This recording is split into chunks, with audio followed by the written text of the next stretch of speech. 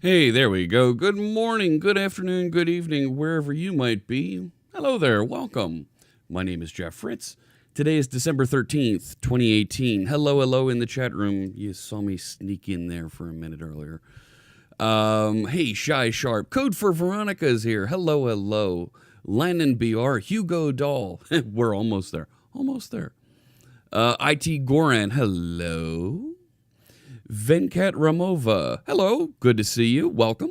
Bardaki, hello there, and Jester Stelzy, so good to see you. Thanks so much, everybody in the chat room, for joining us. I've been trying to deploy a new version of our stream tools to a Docker container, and I got a version mismatch this morning. That's always a lot of fun. We're going to write some code today. We're going to go through and work on some things, but I was working on our stream tools and putting together, try to make sure I have the latest version up and running here. And I had a version mismatch, and that just feels weird. Let's I'm going to give this one more chance here, see if I can get this running properly with the latest version of stuff. There it goes. Now it works. Let me show you what I've got here, and then we'll get into a little bit of our process. So I tried to run my version of our stream tools. Our stream tools are a set of web widgets and things, just like these numbers that you see here below me, that rainbow beard gauge over there, that run in the background, run in a Docker container, and help paint some of the things you see here on the screen. And we had an update that came through. We had a new version of the .NET SDK, the software development kit, the tools that help run .NET. And the version that this was building with was 2.1.4.0.1. And we were on 2.1.6. So a version that I was building with way up here that I just rebuilt with was using 2.1. It's the wrong version. So it had the wrong version of the SDK, so it didn't know how to run things when I went and ran it. So I had to rebuild and use the right version of the SDK. And things are working properly now. All right. So there you go, a little peek behind the scenes as to what I'm working on here. So I'm going to save my change to my Docker file so that I always am using the right version of the SDK. So I'm just going to run a quick git commit. You're going to jump on me now, aren't you? Fine, we're going to move it on my own.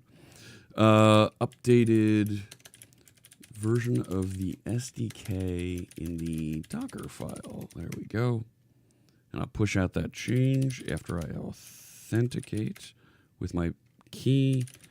There we go. And that's updated. All right. I jumped right into things here without starting any music, without talking about my hat. Let's start some music in the background. This will be music to code by, music from our friend Carl Franklin, designed to get us in the flow, get us up and running. And today I think I'll play, you know what, I'm wearing a red hat, so let's play Red. There we go. Designed to get you focused and up to speed and ready to go with whatever it is you might be working on. Carl's graciously allowed us to listen to music to code by while we're working here on stream, and I hope you enjoy it and take a chance and check out his music at musictoflowby.com. I know Carl really appreciates all the folks that have stopped over to check out the music from our stream. You can get the app for iOS, Android, and you can even go and get the music right here on the web. There's premium episodes you can subscribe and receive, or if you scroll all the way down here, there's a couple you can get for free to listen to. So I hope you check that out. musictoflowby.com. Fairy Wings! #charity. Thank you so much. Yes. So, thank you for reminding me. Twitch is, of course, running a charity drive right now for all the bits that folks cheer, not just on my stream, but any stream. They will make donations to, I forget the name of the organization they're donating to, but it's their Blizzard of Bits. But they've already donated almost $40,000 to Direct Relief. That's the organization they're working with. But and that's, they're not taking your money and donating it over there.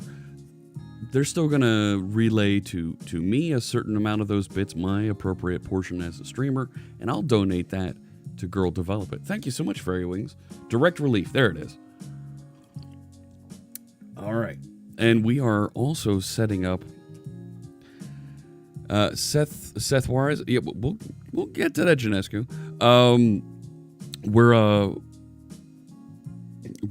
I still haven't made the phone calls to get us up to speed and running on our HTML newbie streams. I'm going to take a note and make sure I do that when we get done here. HTML beginner streams. I wanted to get that started next week, and I should have made those phone calls yesterday. My apologies. All right. Good morning, Welsh Ronaldo. So Janescu is hinting at Seth Juarez. So you may have seen Seth. He's another host on Channel 9 for Microsoft. He's interested in starting a stream. We might see him pop up here in the next few weeks. I don't know when he'll get onto that, but we shall see. Ancient Coder, hello. Coded Beard, Hugo Doll, good morning. The build error that came back was a mismatch with the SDK version. That was the error that I had. And it wasn't even a build error, it was a runtime error, which makes things even weirder. Red hat. Yes, we're wearing a red hat today. Good morning, Node Botanist. Morning, Fritz. Thanks so much for that kind cheer. Yes. So what I'm going to do, I'm actually going to copy down. I need to make note. I have a couple of, I forget if we did Rambling Geeks cheer from last time. That was on Tuesday. Tuesday was the 11th. And so I need to record Fairy Wings cheer. And I'm going to need to record now. How's it going, Node Botanist? So good to see you. Node Botanist cheer. And get that into our cheer graffiti that we're getting to. You're wearing a red hat from Red Hat, says the Real Grim. I have a red hat from Red Hat. So what I need to do is I need to actually, as I'm remodeling the home studio here, the home office. What I need to do is I need to get some hat racks to hang on the wall to display the collection here. The only problem is I need a lot.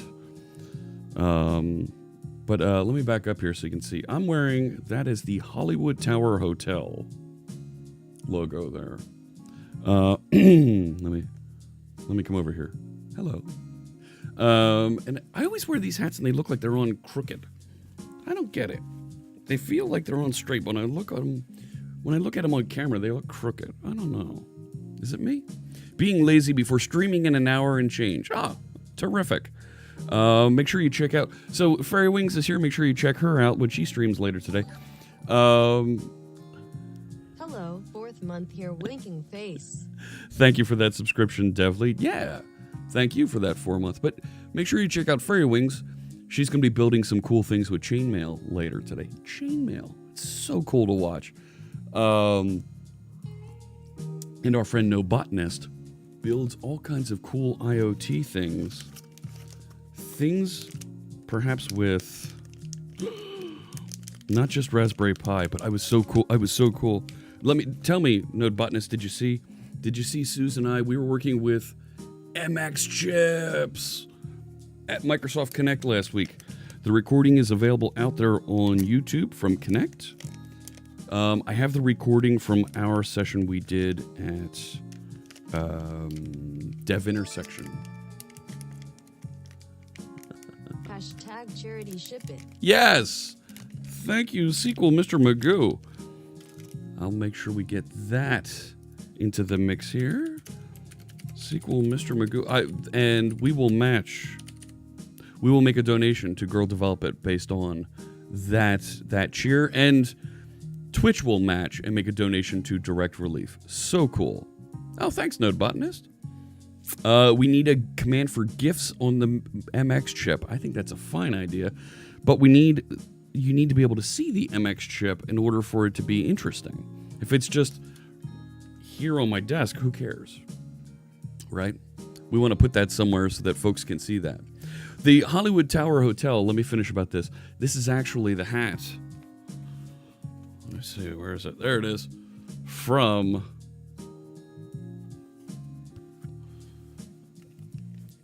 this is the hat from the Twilight Zone Tower of Terror ride at Disney's Hollywood Studios in Orlando. And also, well, no, they changed it. It's not there in California. But in Orlando, this is what it still is. Can the MX chip make sound? You know what? I don't think there's a speaker on it. I don't... Oh, no. There's... Hang on. Let me take this back out. Good question, Brave Cobra, and great to see you. Yeah, there is a headphone. Let me bring this a little bit closer so you can see. Come on, focus up there. See, there's a headphone right up at the top there. And you have the screen and 2 buttons, A and B. So, yeah, you should be able to get it to make sound. Looks like a Hogwarts Happy to Help hat. Not really, but all right. All right. So, hey, Tim Corey. Hey, hello. Good to see you. Took me a second to work out the leet speak there. So that's the MX chip. I'm going to learn a little bit more about that in the days and weeks ahead. I want to do some neat things with it. I'm really letting that beard grow in. I've been doing some work around the house and some things. We're getting there. A Rick Roll bot. No. Connect a buzzer to I/O pins. PC speaker. Started getting interested in Pi, says Isaac. So I still have my Raspberry Pi here. I'm going to finish that project Susan and I started and have a gauge on my oil tank in the basement. It's funny. My parents, so I guess that would be Papa C# Fritz and Mama C# Fritz, saw the video that I did with Suze. We're talking about dev intersection last week. I need to put that out somewhere on YouTube so you folks can watch it if you're interested. Svava, thanks so much for those bits. Charity bits. Yes, absolutely. And we'll make a donation to Girl Develop It. I'm going to copy down Svava. I got to get into the code here so I can put these up. Now, the other thing I want to make sure I point out, so I'm running this promotion. You'll see it here on the channel down lower called Bits for Bytes. Not only am I going to put what I've been calling cheer graffiti into my code to note that you cheered for us. Thanks for the follow, Tim. I appreciate that. Steve, get a little busy there. Come on now, fella. But whoever finishes the month with the top number of bits cheered is going to get to do a pair programming stream with me. Which reminds me, I'm going to throw a quick comment out here. There she is.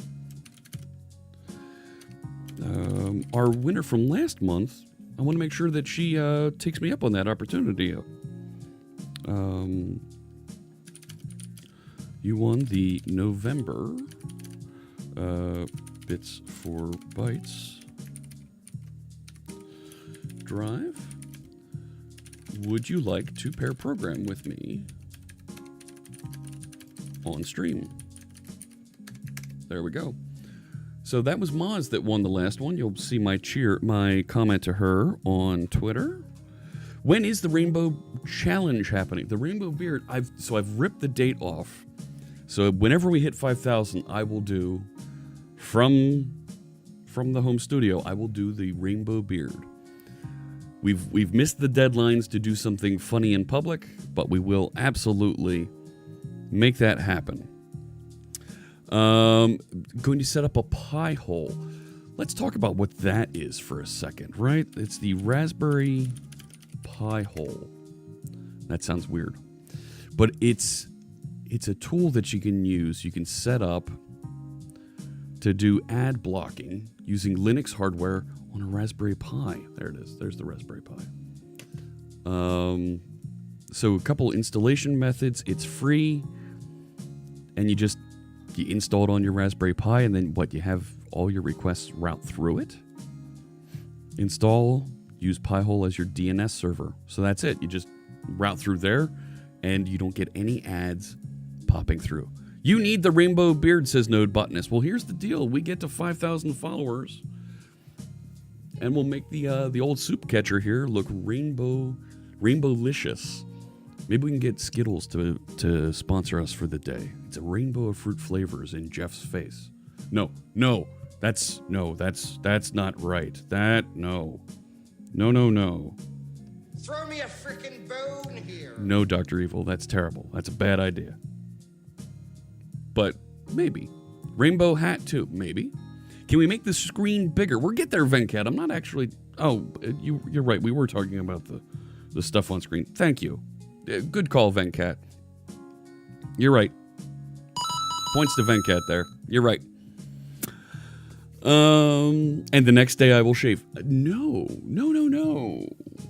We'll let this go. So this is at pi-hole.net. So who mentioned the Piehole? I think it was it Veronica mentioned it? Yeah, there it is. Code for Veronica. There we go. So that is Piehole. You're deceased. Really? What happened? You look fine to me. Imagine Piehole leaves a bad experience if you frequent sites with ads. I don't know. Haven't tried it. Become a patron. Swag store. Bitcoin if you want to pay with Bitcoin. Nice. Maybe we'll set one of these up one time on stream. Because I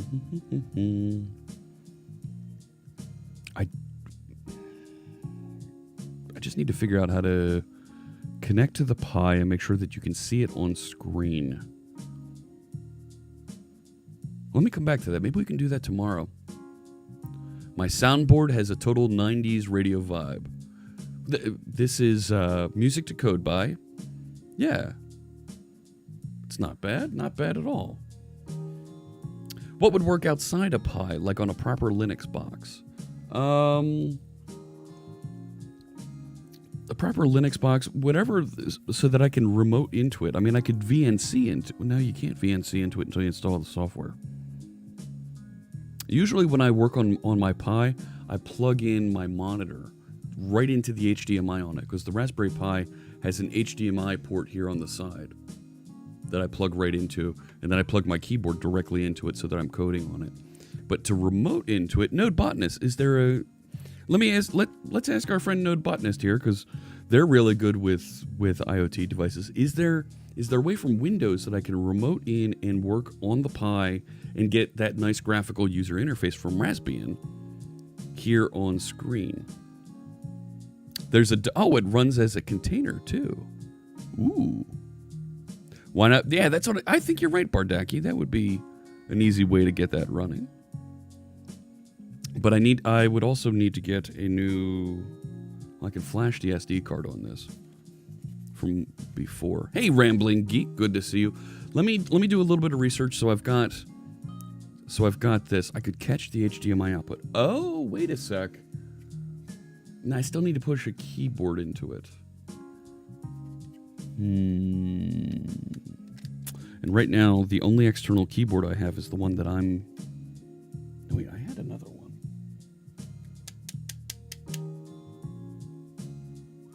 Let me think about it. Let me get the stuff around this.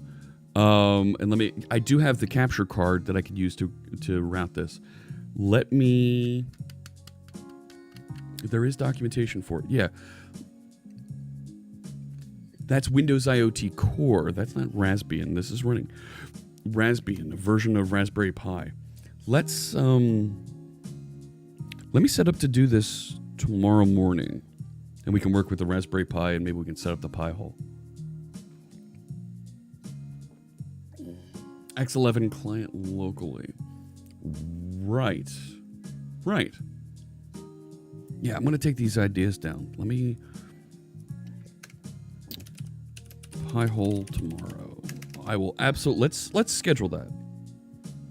So tomorrow we'll focus on building out the Piehole, and maybe we'll do some more with the... with that oil tank vision that I was working on. That you can find right now at Visual Studio Videos. So we worked on this project, the Oil Tank Vision. Here it is, live from Dev Intersection. And I'm not going to let this play. I don't want to see the ad. But if you're interested in seeing us work on this project, it's available out here. Yeah, let's connect on that, Node Botanist. I think we can do something fun there with that. So I do have 2 Raspberry Pi devices. So the one we can set up as the Piehole, and the other one we'll finish setting up with this Oil Tank Vision concept that I was going after. I need to download and put that video on YouTube. Ah, shoot. I should... What's the command to bring back the last tab? Isn't it like Alt that? No. Control click that? No. There was something to go to the last location that you were at, the last closed tab. I can't remember what it was. And now... Control-Shift-T. That's what it was. Nope, and now that's the Options tab. Damn it. I was going to kick... whatever. I'll take care of it later. Piehole tomorrow. Upload the Dev Intersection video. Repeat? Really? Ooh, there it is. Good call, Budada Palman. I hope I pronounced that right. There we go. So I thought there was a way to download this. Report, highlight, delete. No, none of those. There we go. That's us working. And there were some neat ideas to hook up different notifications when the oil tank level is running low. I recognize some of the folks in here, but what I should be able to do, I'm just going to pause that, and I should be able to come back to that and download it later. Okay, so we're going to talk about Piehole. I'll put that over there so it's kind of on my to-do list. And right-click on tab. What can I do right-clicking on the tab? Send tab to device. That'd be neat, but no. Undo close tab. Ah, there it is. Okay. In your video under the dashboard. Yeah. Oh, yeah. But this is on the Visual Studio channel. This isn't on my channel. But you're right. How about a big red flashing alarm light when the level is too low? Bardaki, oh my gosh, Bardaki. How about, let me go back. So Bardaki is referring to this project we worked on, Oil Tank Vision. Oh, and there's a link to the video right there too. When oil is low, send a text message or even automate a phone call to the company. When oil is low, send a notification to my Amazon Echo. How about that one? That would be cool because the Echo's sitting in the kitchen. Let it send a message to flash a light or something there. I have to be logged into that account. Yeah. Yep. I do have that account. I can go make that happen. That's a great idea for that. So this is, all the source code for what I'm working on with the Oil Tank Vision is right here on GitHub. Now I want to back up for, let me back up a second. About 10 minutes ago, a whole bunch of folks cheered, and I really appreciated all of those cheers. And we had this great suggestion from Admiral Schneider on the live stream repository. And what I've been doing is I've been writing code graffiti like this. So everybody gets some sort of an entry in the code that cheers. You cheer more than 100 bits. We drop this entry into whatever source code that I'm currently working on or the next piece of code that I open. And that's nice. It's there. People can see that you supported and contributed a little bit to that piece of code. And then what Admiral Schneider said was, well, let's turn that into a C# attribute. This way, we can create an about box that shows who cheered using reflection. Really, really neat stuff. And Admiral Schneider wrote back and said, we could use the approach of putting text immediately over the line that I implemented. Well, this is a different topic. But this would be neat because then we could generate some sort of a... Power BI dashboard or something that we can embed on a website. That would be cool. Jealous of my soundboard skills between that and my radio voice. You're super envious. Thank you so much. I still think... I think... we saw our friend John Skeet reading the C# spec. Did you see this? This was really, really funny. Here it is. John Skeet reading the C# spec. Now, yeah, on YouTube. Go. The John Skeet.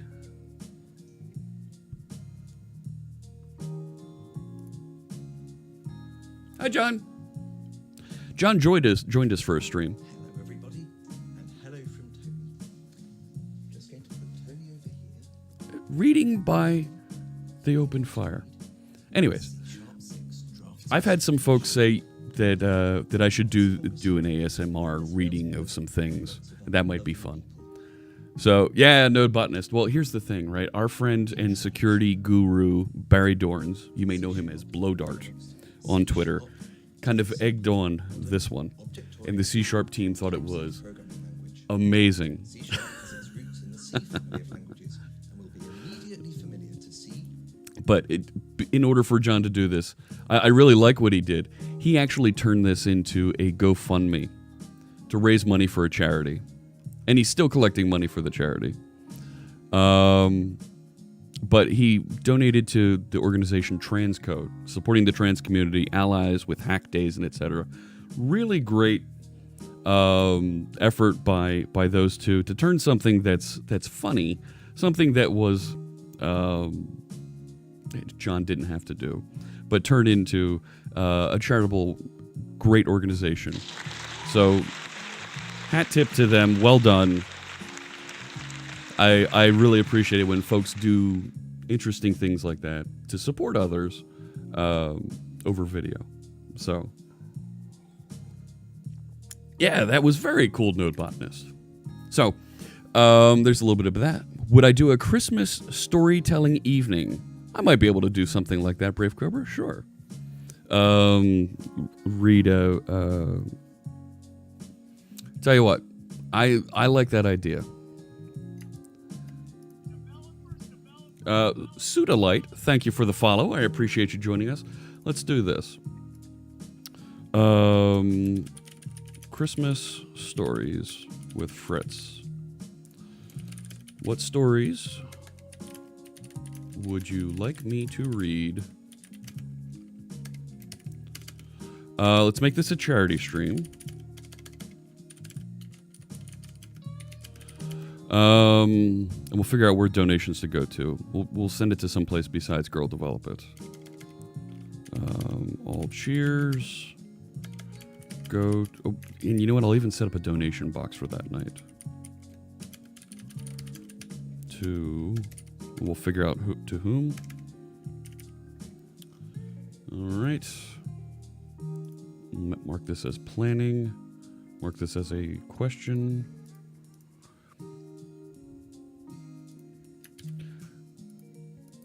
To Microsoft. 'Twas the Twitch before Christmas and all through the Discord. Nice.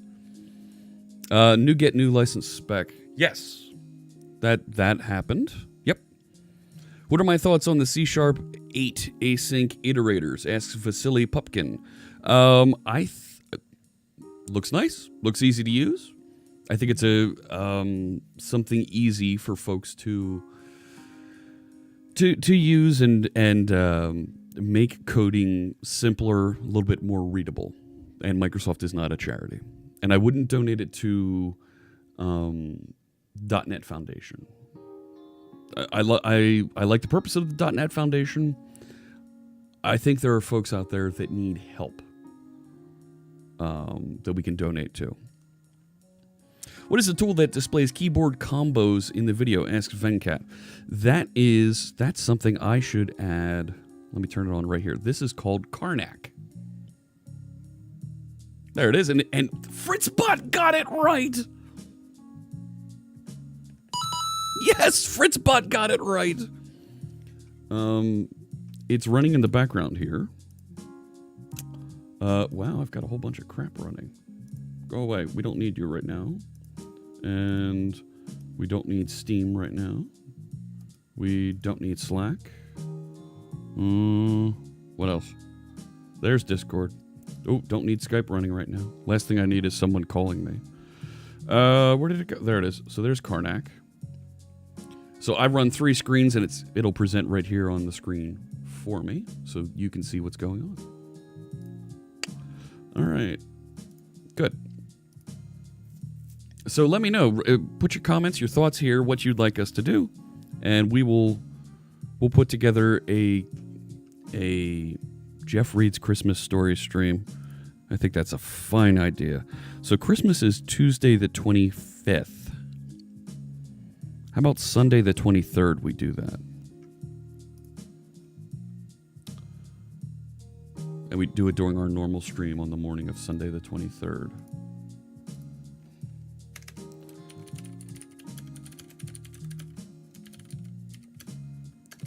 December 23. What if Oracle really needs the money? Oh, that's funny. Oracle doesn't need the money. If Oracle really needs the money, then Larry's going to stop sponsoring the boats in the America's Cup. Yeah. That's your brother's birthday. Hey, neat. Twitch coding presenters pantomime. I'll even find a roaring fire. If you have suggestions for a roaring fire GIF or a video that I can put up in the background, throw some ideas on here. Feel free to build this out. Put some comments or whatever you think we should do. Or sell his islands. Year of streaming story. Maybe we do that for year end.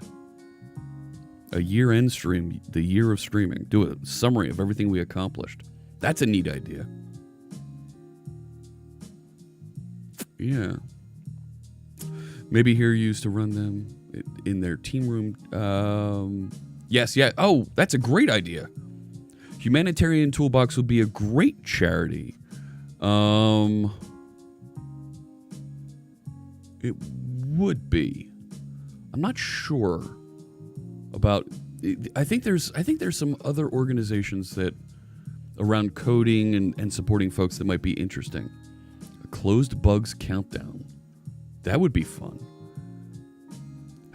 Conference stories. Hey, Quill Tony, good to see you. But put your comments out here on the issue. Anybody can comment. It's wide open. The link is in chat. Let me post it one more time.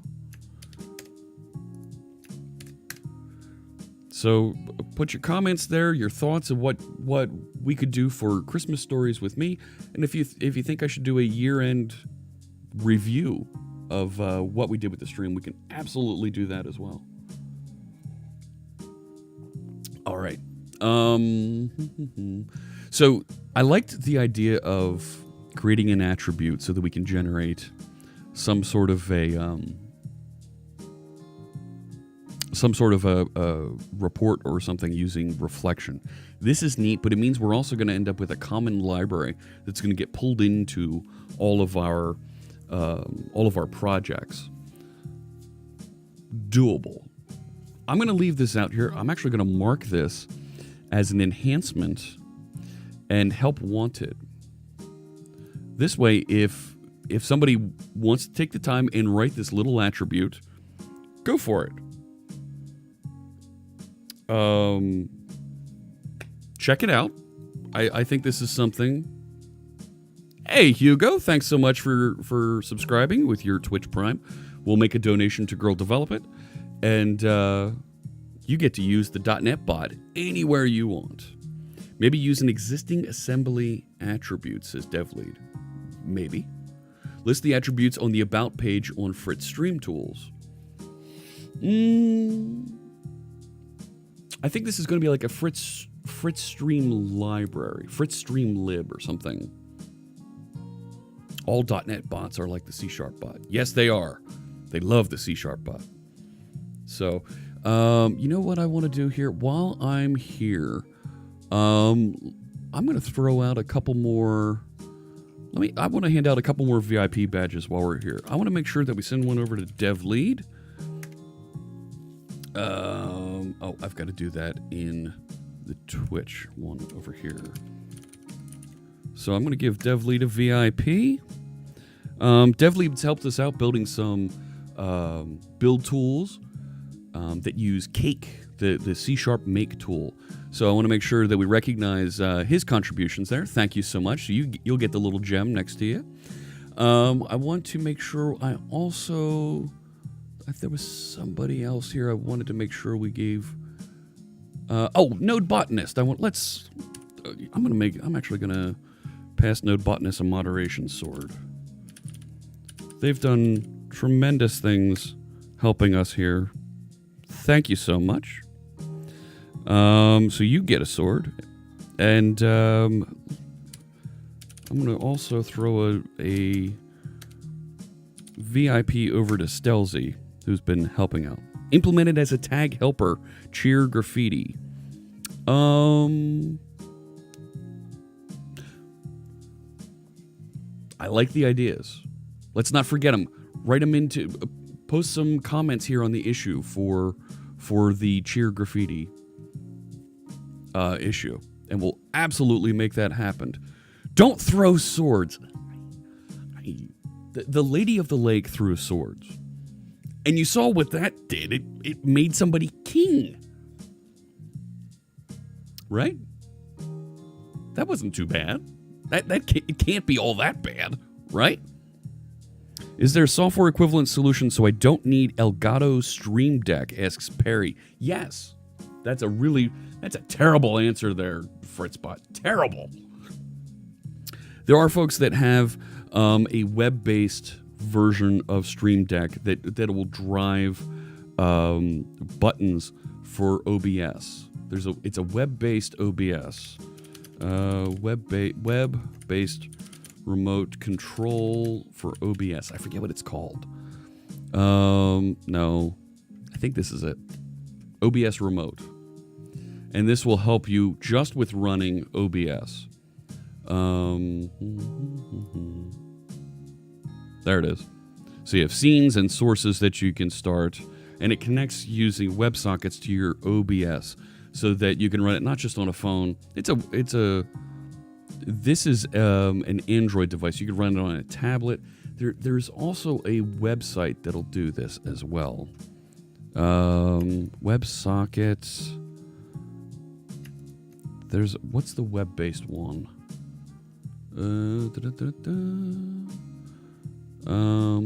Where is it? There's a C++ Windows build version. I forget what it was.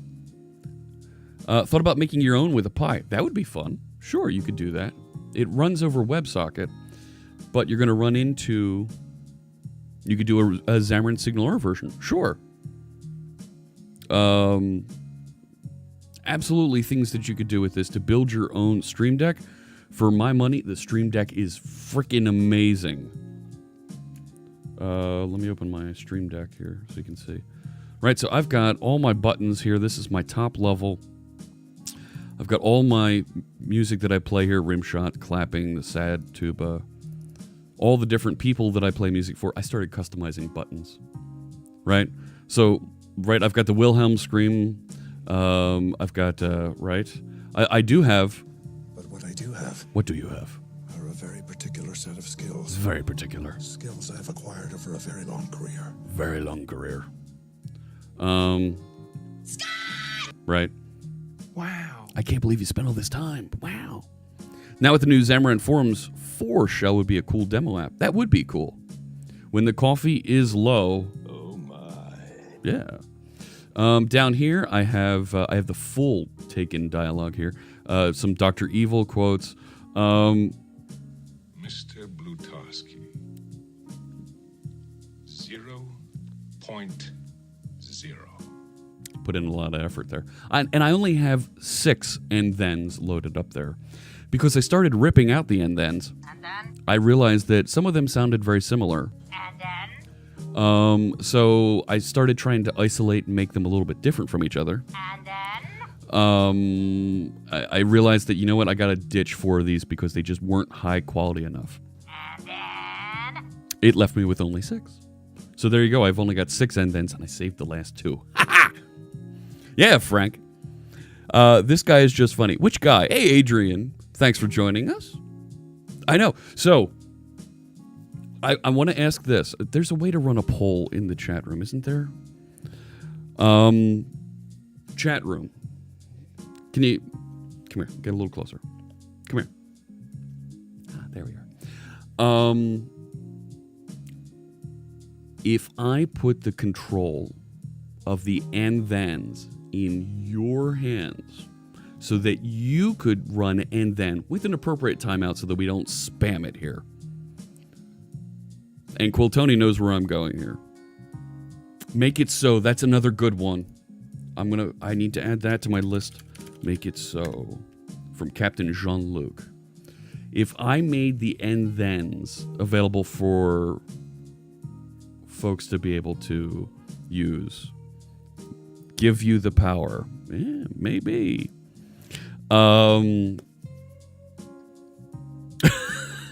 You have an Alexa. Try this. You want me to say that out loud? Here we go, Hugo. Alexa, Earl Grey, hot. Let me know how that goes. Facepalm would be nice. Okay. So I've been thinking about bringing in the gift bot. Our friend Fierce Kittens makes this. Just use the force. Come to me. No. Give them TTS. Oh, Zadoro. Zadoro? Did I pronounce that right? Do it. You mean I did have that up here. Do it! We could do that. GiftBot is a lot of fun for users. It is. But it would put 2 bots side by side. So there's also, since I have my bot running, I could put a feature into my bot to display and play sounds like that. Maybe. That might be fun to build. Bots side by side. Rock'em sock'em robots. Oh, yeah. Ric Flair would love that. So there you go. That could be. Oh, for the love of Pete. Ooh, that might be fun. Oh, for the love of Pete. I like that. But we could build it into Fritzbot.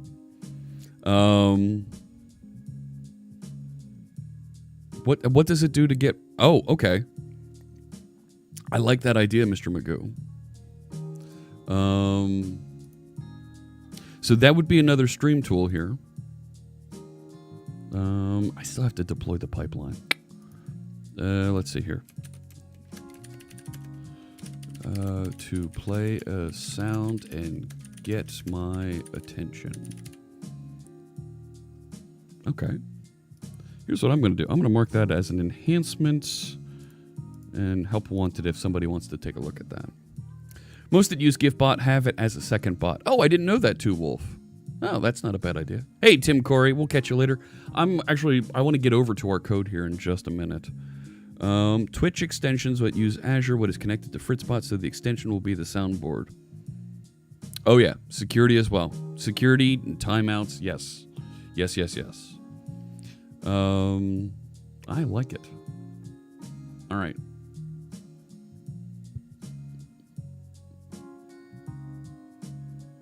I'm starting to look like I should be hiking a mountain or something. Look at this. I don't know. And I don't know if you saw... Did you see the photos of me wearing makeup at Connect? I look 10 years younger.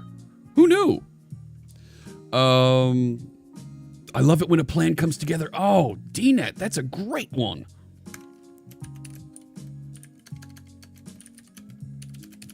I love it when a plan comes together. Adding some value. Yeah. All right. So, okay, so tomorrow we're going to talk about and we'll work on the Raspberry Pi, and our friend Node Botanist is just taking a quick peek and see if they can get us some information there. Makeup is like Photoshop. Yeah, I know. It was weird. Very weird. Where is it? I might still have that picture. My camera roll in OneDrive is so old, it's still called SkyDrive camera roll. Where did it go? I saved it here. There it is. Look at that selfie. Look at that. Well, first off, look at those eyes. Ew.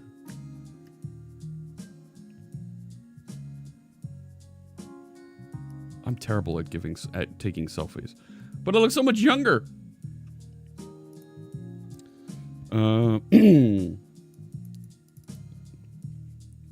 There they are putting it on me. Felt like I was in a barber's chair. Anyways. Yes, I am. So chatbot interacting with what? So the chatbot interacting with something that I would embed in OBS to play those sounds for you so that you can hear me. Ninja lurking around with the phone. Was that the first time I had makeup? It's maybe the second or third time. So, what was Mrs. C# Fritz's reaction to that?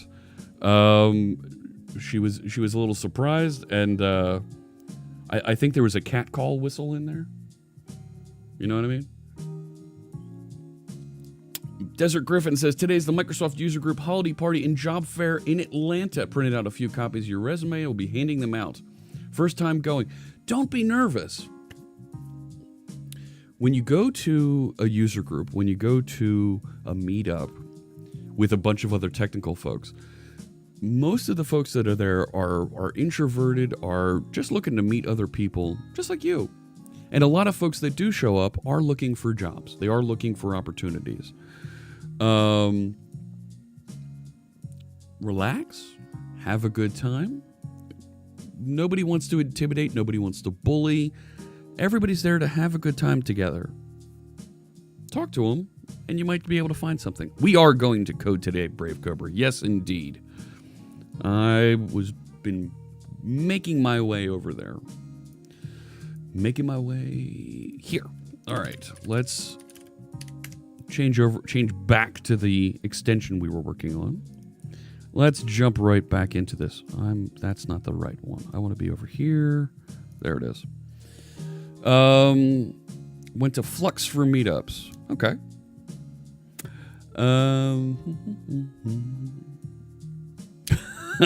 Sorry. Yes, let's get into the code. All right. So we've been working on this idea that the bot will be able to pass code to me in Visual Studio. And we started off by looking at the spell checker extension and seeing if we can enhance that to add the features we wanted. And it really came up short. We ended up fighting with the sample more than we did actually getting things done. And that felt bad. I see what you're doing there, Stelzy. I see there. So what we started doing was we backed out and said, well, can we just... Let's start with very simple. We'll start up a package. We'll initialize asynchronously, and we'll connect out, and let's start getting information directly. And let's start just writing code into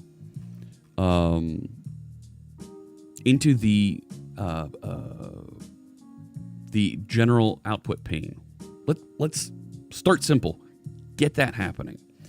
And if I remember correctly, I think we got that working.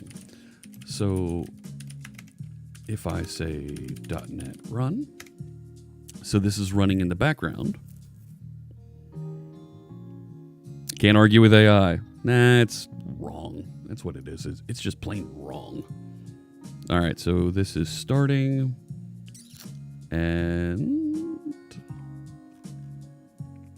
There we go. So it's listening. It's out there. There's all the folks that are currently in the chat room. Good. Now, if I try running this, we were able to get it debugging and attached. So I'm running Visual Studio, and I want to be able to see messages pop up in the output pane after I get this opened and running. Would it work from other Twitch rooms as well? Well, the chatbot listens on a specific room, so it should, yes. If you pointed it to a different one, it should.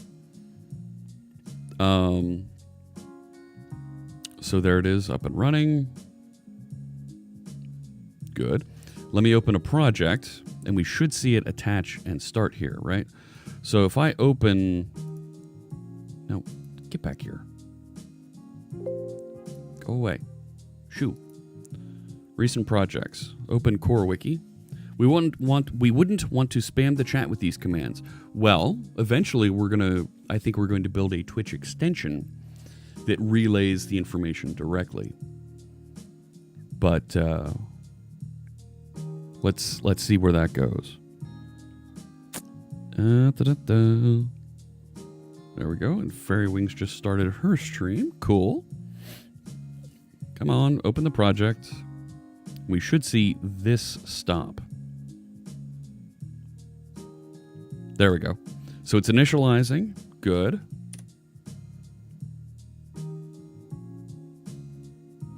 And then. So it should have hit this initialize, which is actually going to start my code suggestion proxy. There's only one of them, so I have it set up here with the locking constraint, so that I only ever get one of these created. And then what I should see is not dispose. We're eventually going to get to this, right? It creates a new one of these, and I should see it hit here, but we didn't see that line triggered, which is weird. Why didn't it get there, right? Because it fired this on the initialize async, and then nothing happened.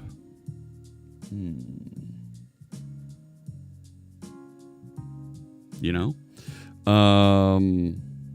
I felt maybe initialize should be async, so that... No, it's going to be a fire and forget. Right? It should get down into these without a problem. We should even see this run.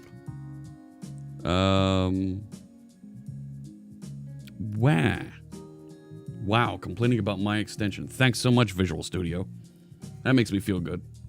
We wouldn't want to spam the chat with these commands. Yeah, I already answered that question. Never mind. You weren't hitting it, but without a connection ID. Oh, that's right. There was a connection ID thing. Yeah. Which is weird. It should just connect and work. And there's nothing that's requiring a authentication or anything right now. Okay, so that should have started. Where's the Visual Studio? It's weird looking for a Visual Studio. You know? I'm looking to find you. Try again.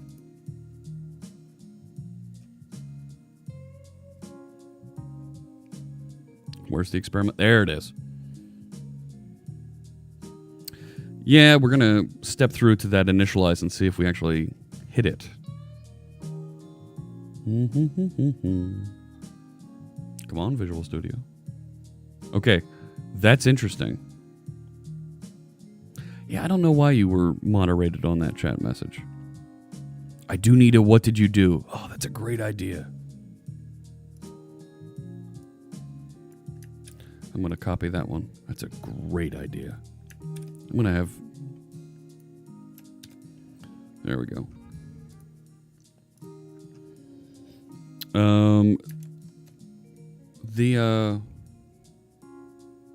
The other Visual Studio crashed. Well, that's weird. You know? Let me exit this and restart.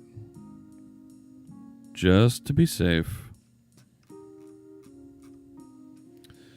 It gets to the new hub connection, builder online on mine, then dies because I don't have the server running. Right. What I'm seeing is when I do have the server running, it connects to it, and then I get that weird, you don't have a connection ID.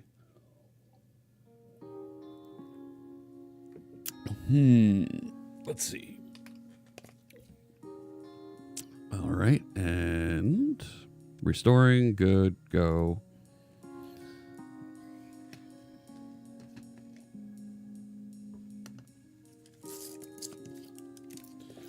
I'm gonna make up some G Fuel while I'm waiting for it to start. It's better than making coffee. It's G Fuel. And today I'm making blue ice. I don't make it a whole ceremony thing like Doc does.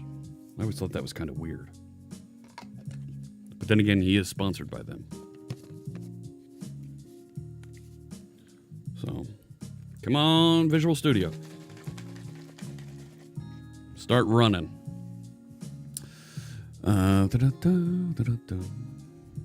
Today, seems like it's a requirement for Twitch streamers to drink G Fuel. It's not a requirement, but the fact that it doesn't, you don't crash with it, and you don't need to heat up water to make it like coffee, makes it real easy to just keep it flowing while you're streaming. And we did give out some G Fuel on the Halloween stream. I know Isaac and who was the other one that got it? S&B were the two that won it, I think. They really enjoyed it. Node Botanist, thank you so much for that subscription. We'll make a donation to Girl Develop It, and you'll get to use the .NET bot everywhere on Twitch. Very cool. Thank you so much. Used to teach for them. Oh, very cool. It broke trying to connect to Visual Studio. That's not good.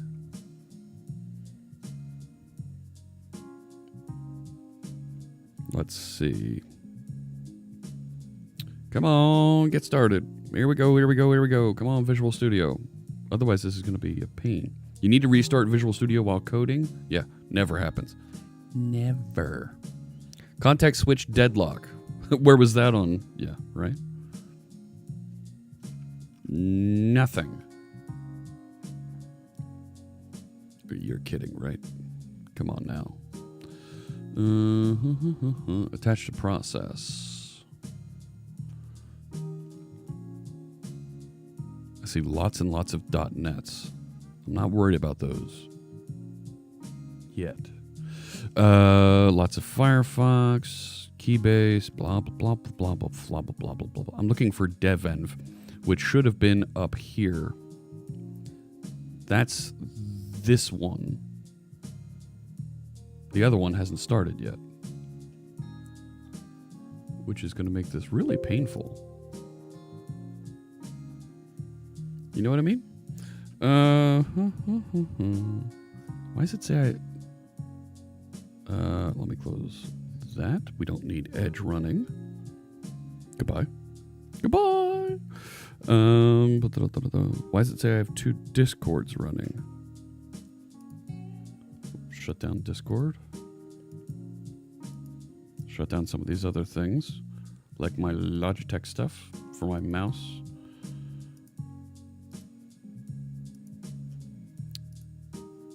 Yep. Start and stop Visual Studio. Make sure it exited cleanly. Absolutely.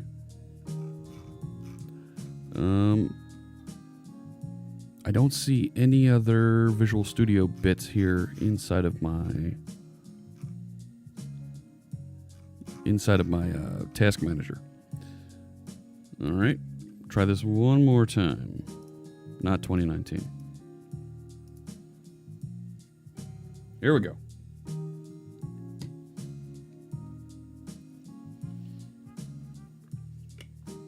Come on, come on, come on. All right. Current instance. Here we go. There are 2 bots running, yes. The compiler sometimes hangs on Maruko. Yeah. One of the guys in the office wrote a PowerShell script to close any instances of it. But that should be easy to do, to just to look up, to find dev and kill it. That shouldn't be too hard to do.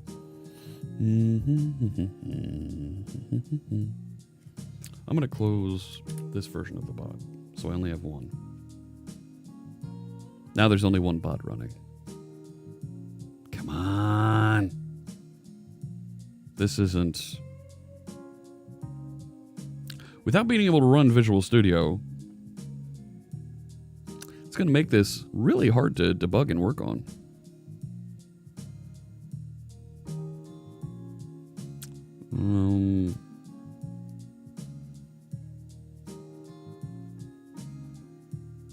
Today, maybe reset the experimental instance. Well, I can just go to a different instance of Visual Studio altogether. But how do you reset the experimental instance? Let's ask that question. Yep. Has entered a break state. No code is currently executed that is supported by the debug engine. Continue. Get there.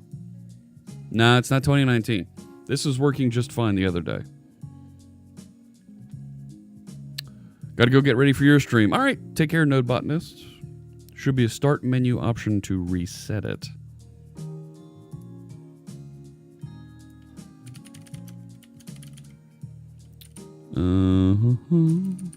There's the start experimental instance.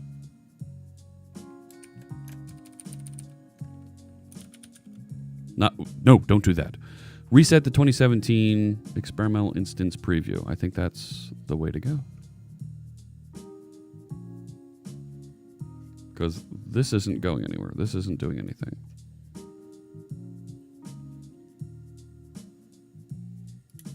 Type reset. I can't type anything in here. String in the build properties, you can change the instance string to start when debugging.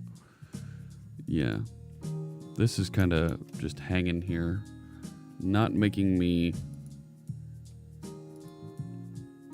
exceptionally happy.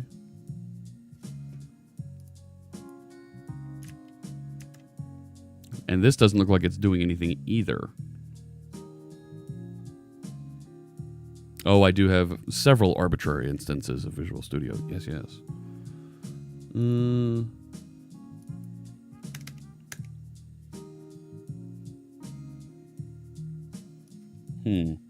going to change this. Let's try going to the...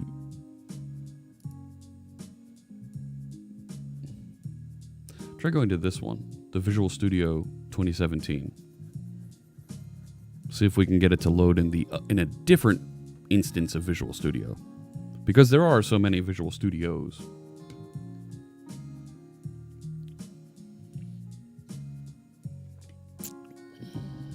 Come on. And see, it doesn't have the preview flag on it. Plug off all the computer. Now, I can't do that because I'm broadcasting on this one. Here we go.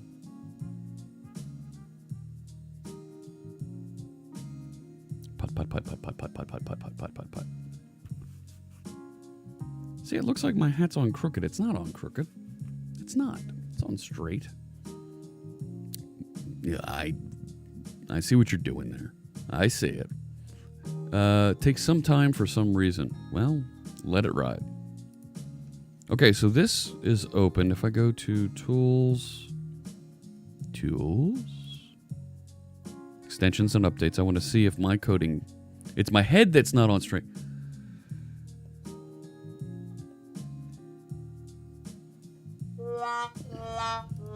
Cute. Cute.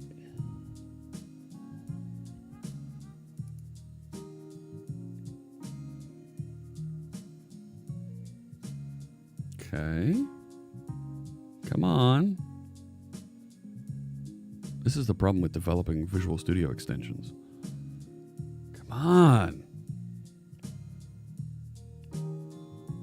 So much crap that gets loaded here. Curve of the visor dips a bit lower on the one side. Yeah. And a white screen. I know. Well, it's probably downloading all my settings and nonsense in the background.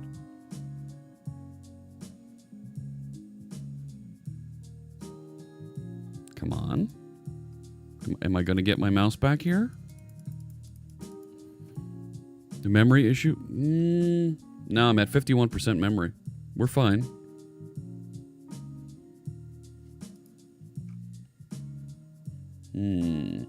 Want to tell a joke? Oh, I see. my Visual Studio performs like I have ReSharper installed. Yeah. You can name your instances with an argument. It creates extra settings folder for it. There we go. See, it downloaded all my stuff. There we go. So there's my extension is loaded over here. Now we're running. Look at it. Finally. All right. Let's load this. So what's the argument that I need to pass on there, Stelzy, to give it an extra to give it a named instance? Loading the project. Yeah, there we go. So now we're initializing. Okay. So lock it. Here comes the code suggestion, proxy, new hub connection builder. Yeah.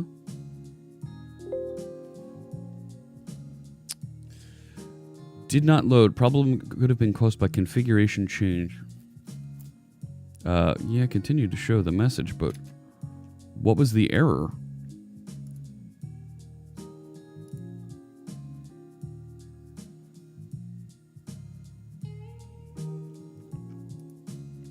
Damn it, stop showing me all that crap. I want to see what the error was.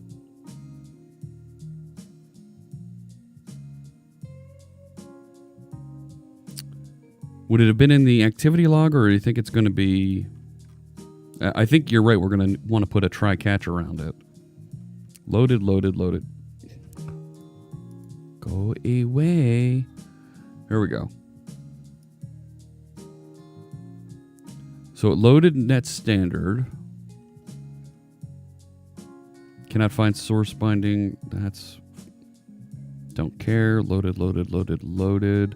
Loaded, loaded, loaded, loaded, loaded, loaded, loaded, loaded. Yeah, cannot find source. That's data. Don't care.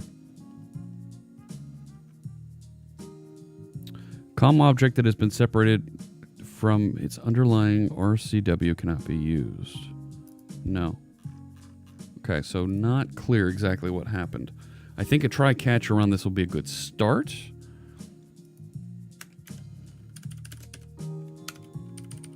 Try and get a little bit more information as to what's going on.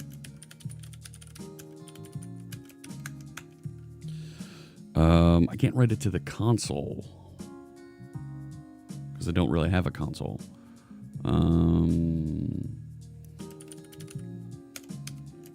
Let's write it to debug. Come on. Just for now, so we can figure out what's going on. Exception while initializing hub connection builder.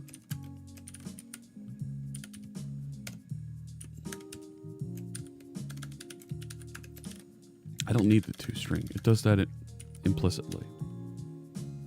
All right. I'm moving you to another file. Go away. All right. So we should see... I don't want to see it get there, but I want to see it get to here. Try this again.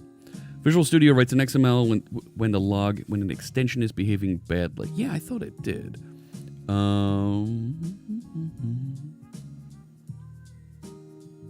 So this should actually start a lot faster. Let's see what we get here.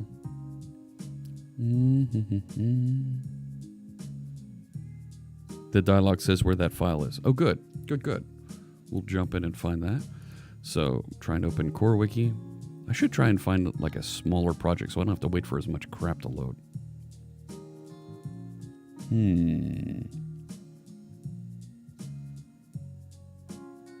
Right, this is annoying when I'm trying to build and test something.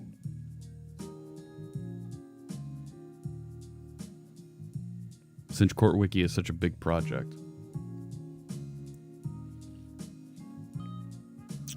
Okay, so there it is on the initialize. Okay, create the new proxy. Bang. Great. Yeah, I know it is. Could not load file Newtonsoft JSON. Oh, no. Newtonsoft JSON version 11. Well, that should be easy to fix, right? References. Newtonsoft JSON. This was a known problem Mads was talking about.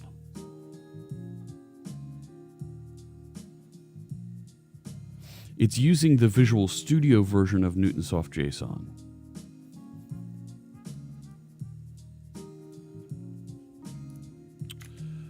This is a known issue.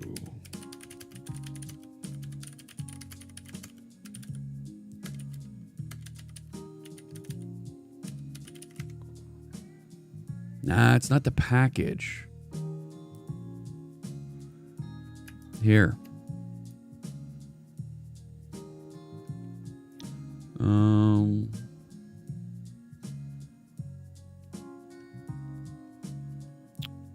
The version in the package's config is fine. This is specifically when we're building an extension, it's getting confused.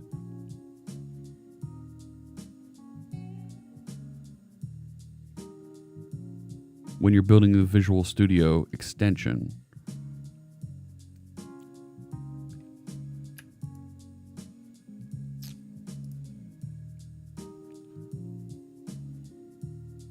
Yeah, custom task. Here it is. So it's down a couple dependencies here.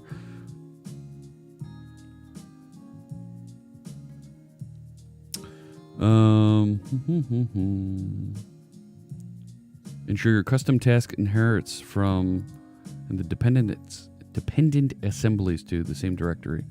So what's this? No.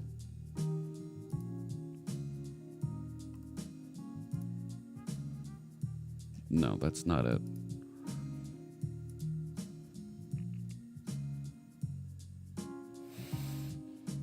We did something like this. Hey, Wanted. Good to see you. We did something like this in Epic Build Music.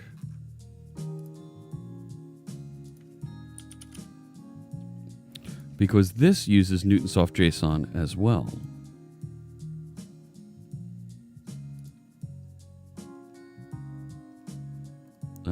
No, look at packages. That's easier to read.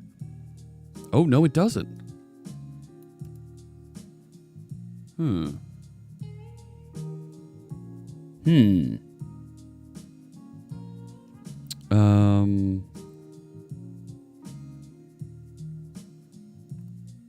Interesting. So why can't it find that version of Newtonsoft JSON? Right? Visual Studio extension.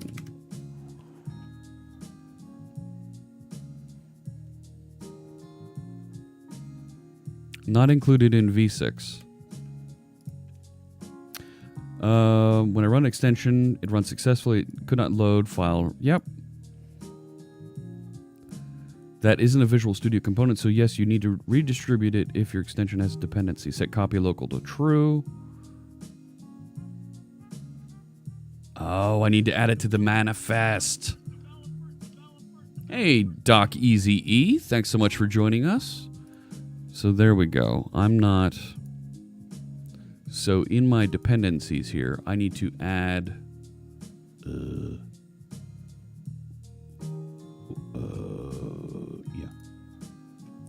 source. Project in the current solution? No. File on file system? No. How do I do that? Assets, new, select type, Visual Studio, assembly, file on file system. Go to the V6, assets, not dependencies. Okay, assets, new, assembly, source. There we go. File on file system. Haha. There we go. What's up, Doc Easy? I appreciate the follow. Is this instance looking at a different place? No, it's just not being packaged and delivered. So here's my live coding. Let me... So wait, packages should be up here. There it is. And I'm going to reach into Newtonsoft JSON, lib. Oh, dear God. Bad idea. Bad idea. Let's go bin debug Newtonsoft JSON.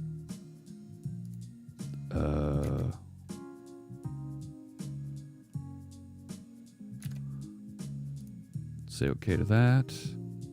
There we go. Now let's try it again. Save everything one more time.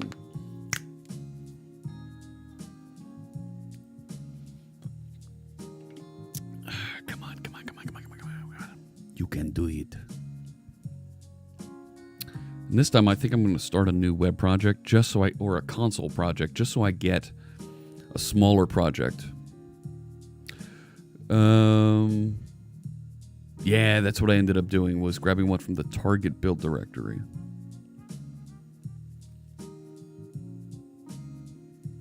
Oh, but using like the hint. Right, there's like a hint you can put there in it. Let's see. Let's make this a... No, let's make this a Windows desktop console app. Yeah, console app one is fine. All right, here we go. Good. Okay. Yes! All right. Go.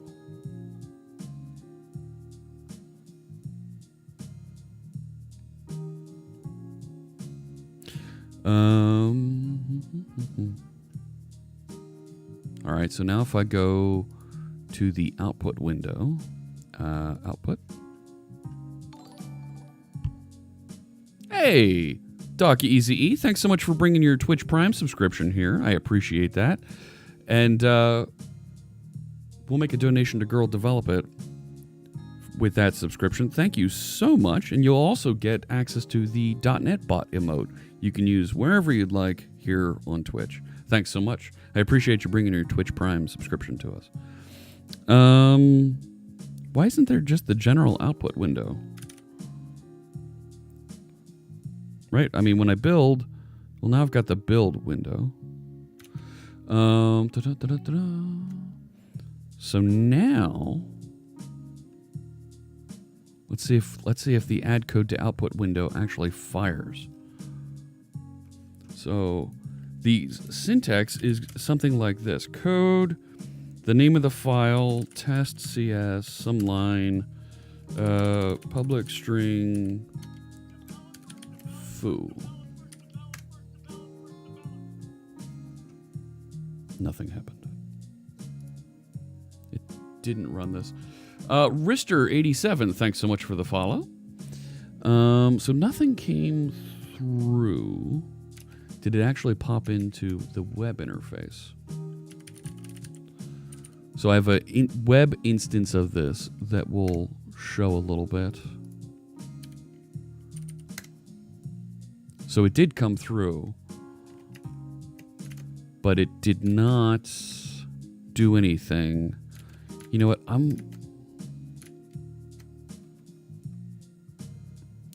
Right, so start async. It should get here. It's not... I don't think we're actually hearing anything here. DPR Othero, thank you so much for the follow. I appreciate you joining us. So that came through onto the web, but it looks like the Visual Studio instance isn't hearing it.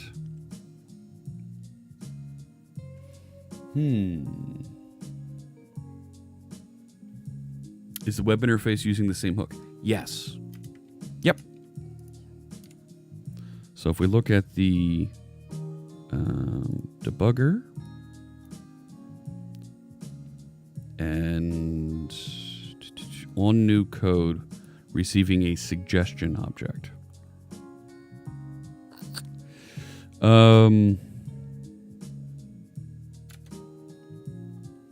Isn't there some logging I can do with this?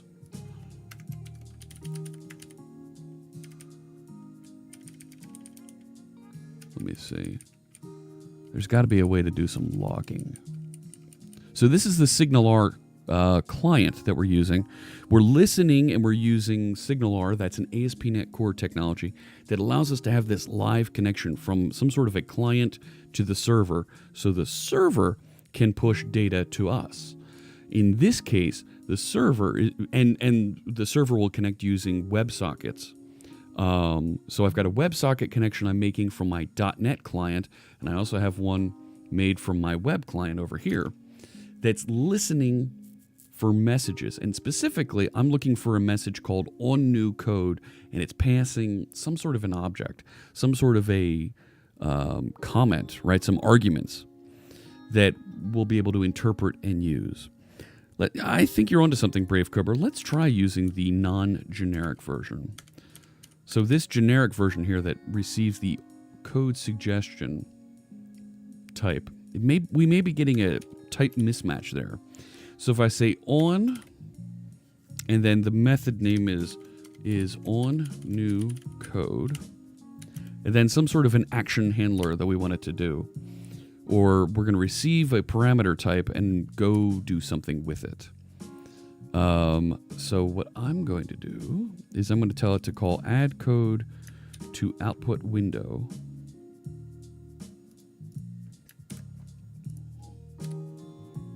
And I'm going to comment this instance out.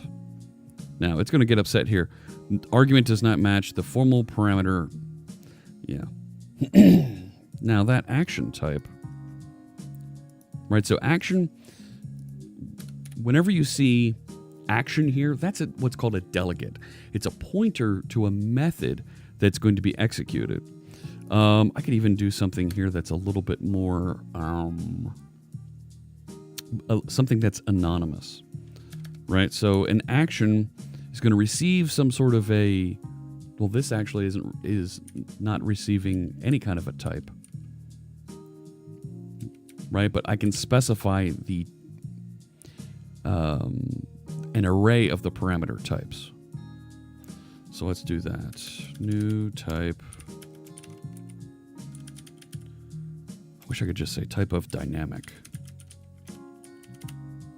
Right, but that's not going to work.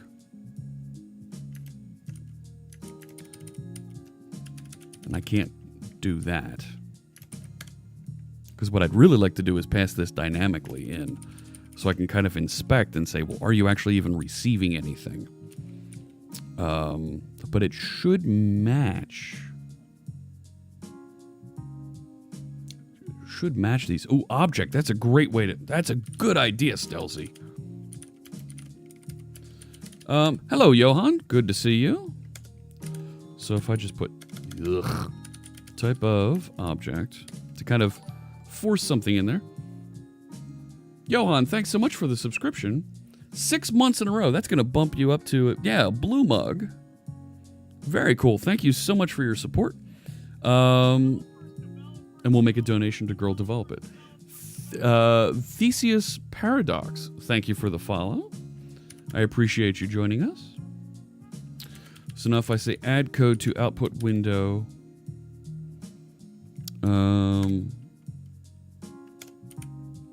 let's see if that works.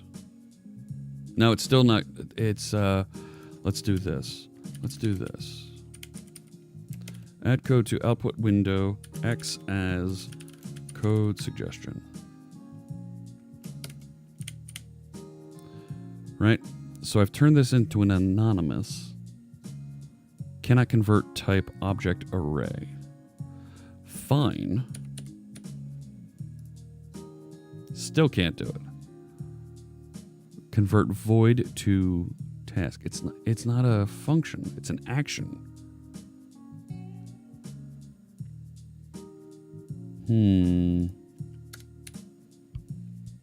It's not a... Right, I have to have types that I'm passing in for the actions.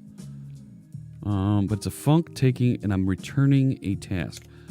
Fine. Task dot.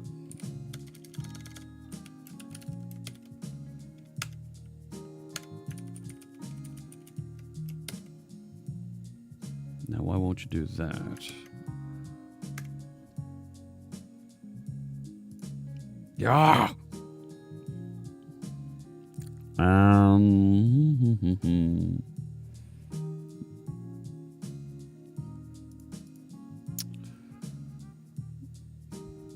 Can you auto-generate based on the expected signature? Sure, let's see what that does. Add code. Generate method.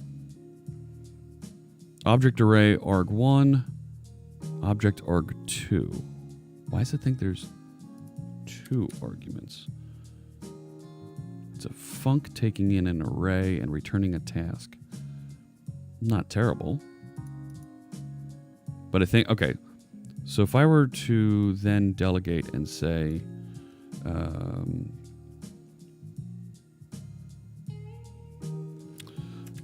add code to output window, arg1 as code suggestion,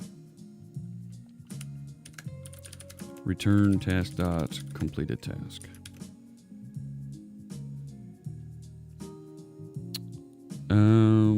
That's fine. Start with the log message and hit the breakpoint. Yeah, I kind of, let's put a breakpoint here. I've still got an on. You're kidding. I shouldn't have this second argument here. It should be just 1. There it goes. Give that a shot now. I think we're onto something. Yep, let's see what SignalR gives it. Yep, I agree. Come on. And this should be much faster to load this console app because it's tiny. Smaller. SignalR goodness. Yeah. Come on.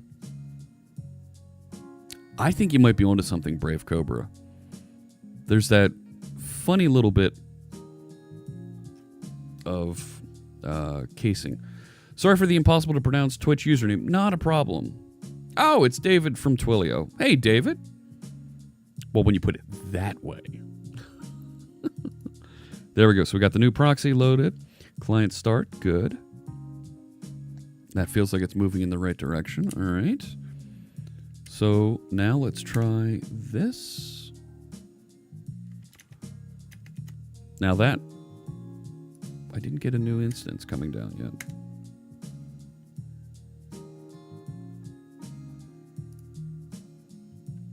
No. Take off that debugger. All right, so it's coming through there. It's not coming through here. It's not Chef Brent this time. No.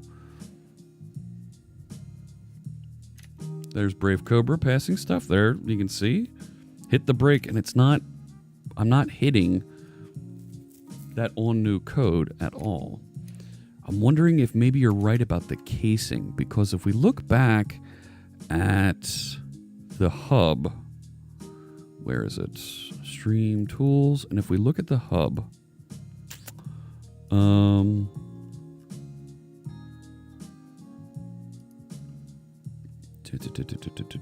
Suggestion added. This follower client update code suggestions. and it's capitalized. I wonder if it's the capitalization. I wonder if you're right that we're hitting a caps issue here. Let me go back over to this. Let's change that, make that capitalized, and give it one more shot. I think you're onto something. I think you're right. What are we building? So what we're doing is we're building a tool that's going to let you in the chat room submit code that pops up inside of Visual Studio, like a disconnected live share. But it'll pop code suggestions into my error list so that we can decide whether or not to accept them in our code. So there we go. Load the project. You match on the string, so casing is almost always going to matter. Yeah. Yeah. But, David, we're going to be talking tomorrow more about Raspberry Pi, and we're probably going to get into the oil tank project that we were working on at Dev Intersection. And there was some great suggestions about possibly integrating with some Twilio features. All right, go ahead and hit the brake now. And it's not hitting it here either.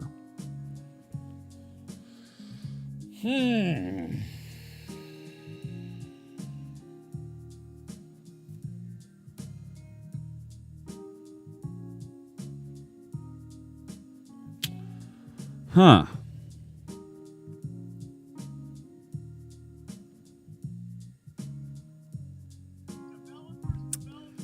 Precious Roy Zero, thank you so much. So we started it. Let's make sure it's not disposed. Just to make sure.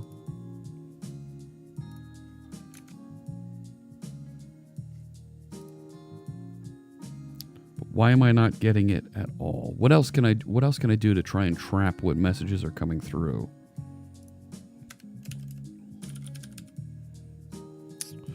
Handshake, timeout, invoke async, invoke core. That's if I'm want to call something on the server. Send server state. Stream as channel. No, we're not going to be streaming. Oh, maybe we need to check the closed. There isn't a on star or on any? No.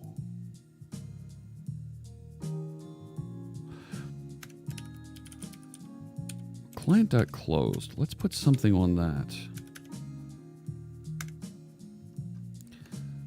Let's see if we can see that pop. Just to figure out where else this might be hanging. Right? Is this client hitting the correct signal or server hub? I think so. Localhost 62574 follower stream groups code list. Right?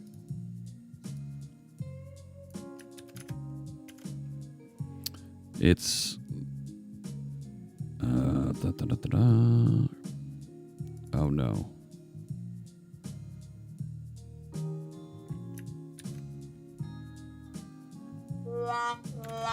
I think you're onto something.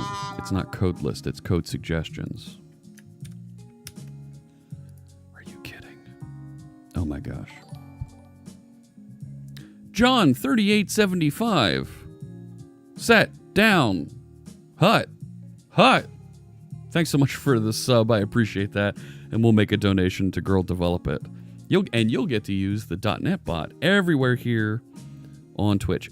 This is what I get for mixing and matching names of things. All right. Recent projects. Console app.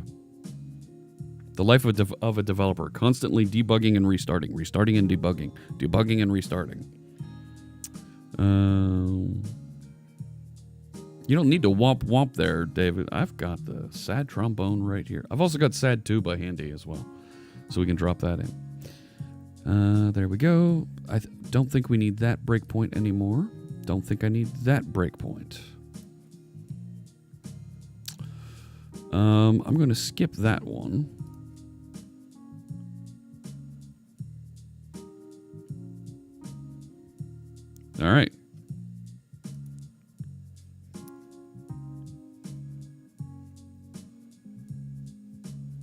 We should have seen something come through. Don't hit the brake then. Nah, didn't hit it.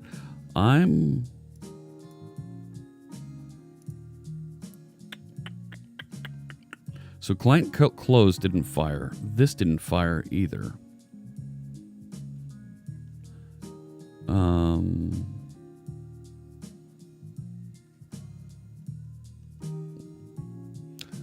Might need the lower O. Yeah, let's try flipping back to that.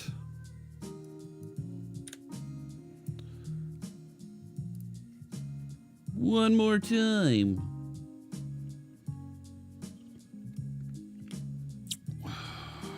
Come on, come on, come on, come on, come on, come on. I feel the need for speed, and it's not very fast. All right, open the project.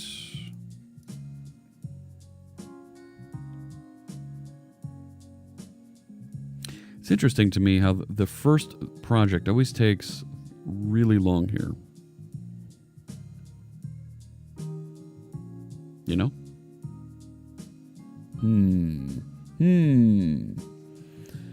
We'll get that running. Come on. And then we can start, once we have this connected, then we can start wiring up all the different services and the like. All right. Looks like the project is running. Good.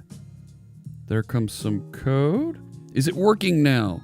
It's connecting, but we think it's connecting, but I don't see any values coming out. No, didn't hit it.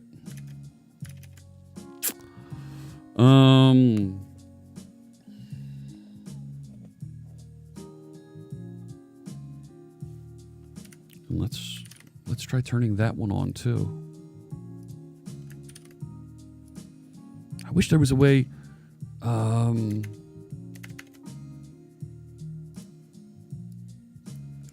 Signalar core with the .NET client. Is Brady Gaster out there somewhere? Because he works with this and build and connection closed. Do something over here. Start async. So connection on string comma string. But it's an object we're receiving.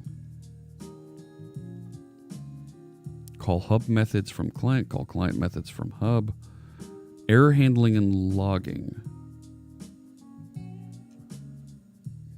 Handle errors with a try catch and inside the exception.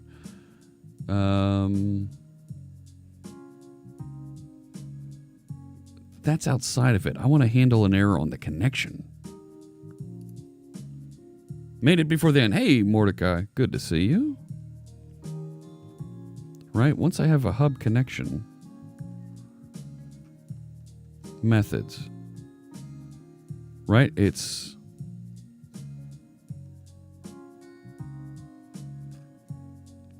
Right, I've got the on up and running here. Can you list the other clients in the web interface? I could. I could debug the web application and make sure it's actually connected. I'm actually going to do this. Let me see what we can do here. Excuse me. Let's go file, recent projects, console app.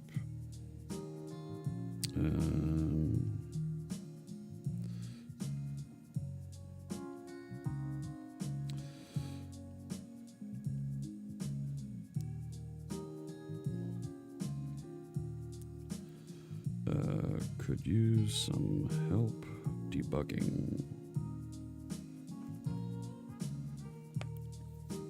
Is this some C# Fritz? Hey, buddy. Hey, Robert Tables. Good to see you. All right, so that's connected. Nothing. Nothing. But that popped out. And there's Janescu's. So it's still, it's there. It's doing stuff, but it's not.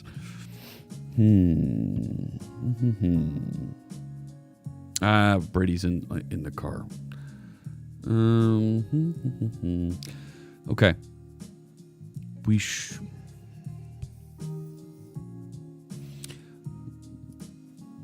Let's go to the service.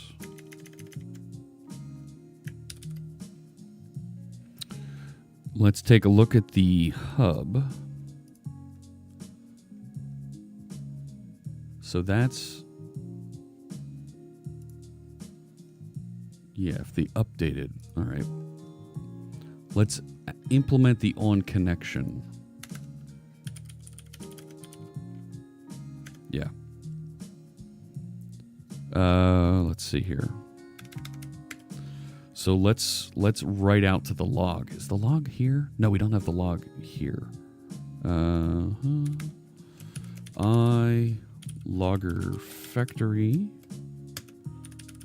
Logger factory. Good. This dot logger equals logger factory. No. Create logger. Signal R hub. Let's just call it signal R. Yeah. Create one of these as a read-only property. So now I can say logger. I'm going to log this as an error just so I can see it. New connection from. So on connected, I should be able to have who the client is. Hey, Headforge, welcome. Not follower client, that's me. Right, on connected, I should have the actual client here.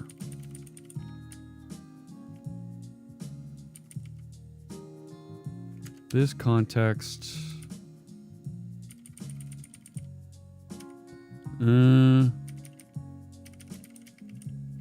I'll have the connection ID.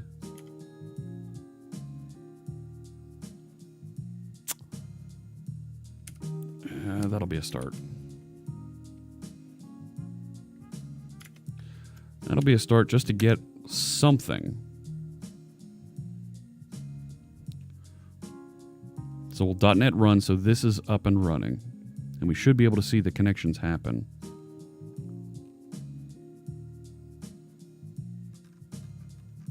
There it was. New connection from and then some ID. That's fine. That's the browser. So the browser is attached now. Where'd the browser go? Over here. So you failed to connect, back connected. Okay.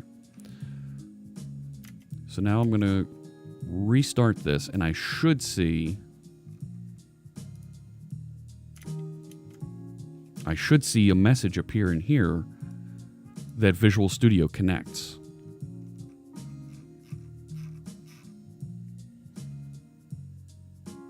Let's see if we can get that to pop up. That's behind me. Let's move it up there.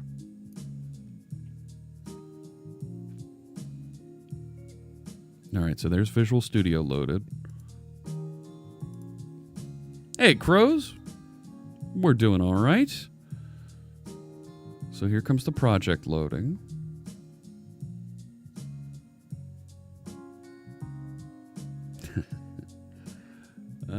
Come on, come on, come on. Here it comes. Here it comes. And then. All right, so it's loading the solution. We should see it try to attach. Nothing. Okay.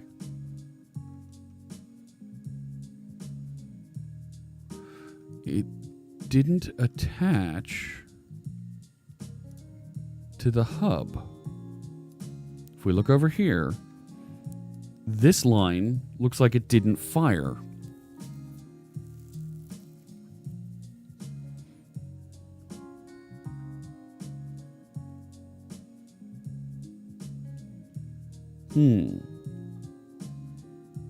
Let's, while we think about that, let's head over to chat. Yeah, I didn't await it. I wanted to fire and complete in the background. But evidently it didn't. Headforge asks, I started my first .NET Core web application. So far, I love it. Congratulations. Welcome.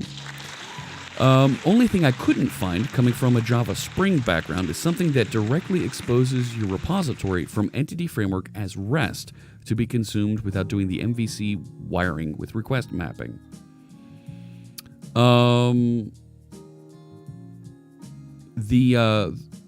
You can generate, it won't directly expose your repository, but you can generate the controller that will do that with a little bit of either command line code, or you can use the scaffolder in Visual Studio, and it'll generate that for you so that then you can customize it more later.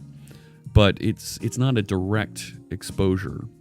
And then there's all kinds of hookups that you can do to make that work with OpenAPI, right? Using a library called Swashbuckle. I didn't await it, and yeah, fine. Am I on the wrong port? 62574 is what I'm trying to connect to. 62574. 62574. Right, and I'm going to HTTP. I'm not going to HTTPS.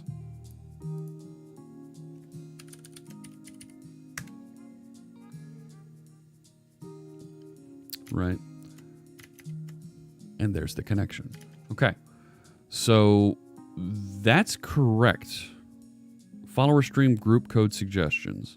It's not even getting that connection, but iota.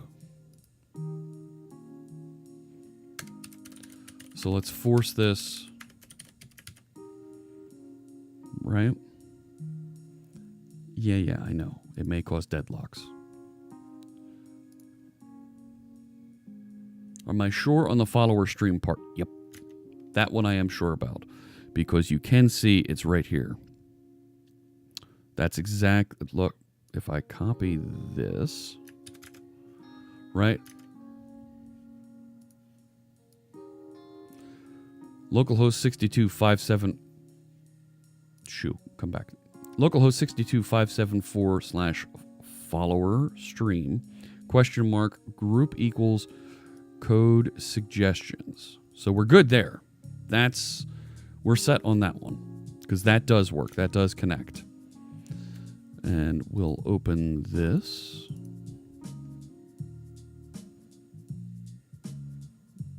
It should do WebSocket. Yeah. The scaffolder is good enough. Terrific. You always have to customize something, so this works for me. No problem, Headforge. There's also there's a command line that you can run if you aren't in Visual Studio to generate that same code. But I think the scaffolder, yeah, gets you into a good place.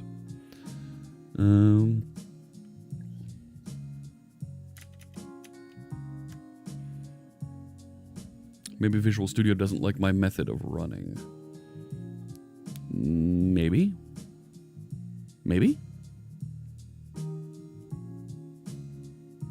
Come on. Preparing solution. Did I hit a deadlock? Did I get deadlocked here because it's trying to connect?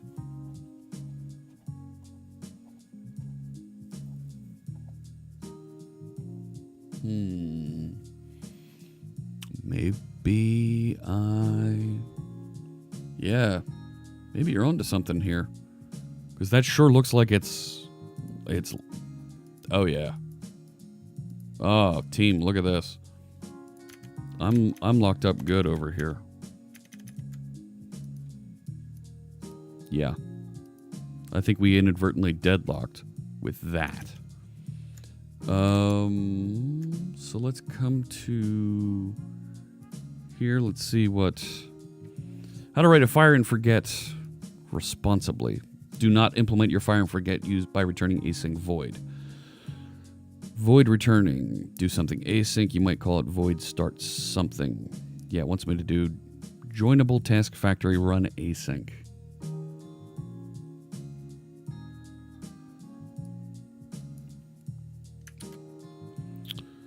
This joinable task factory run async is defined by your async package. Yeah. This joinable task factory equals thread helper joinable task context. Whoa.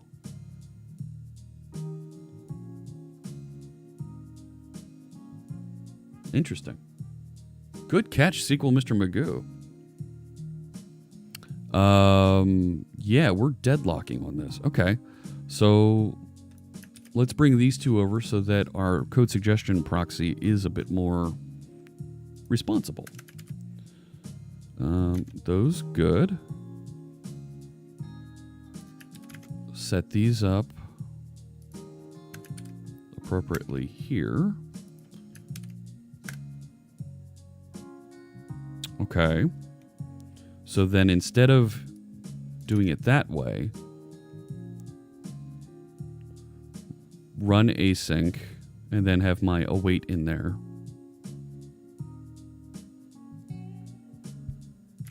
Okay. So has the wrong type.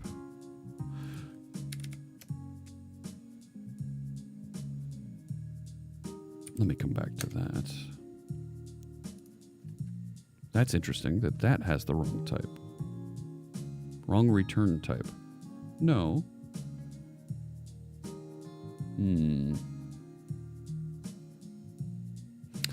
I'm doing about deadlocks at the moment. You're losing hair. Yeah, right?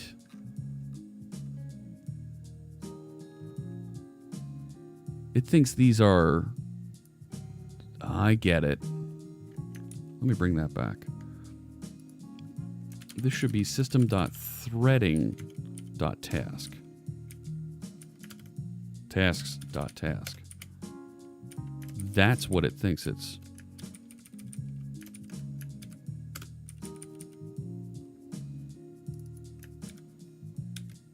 Yee.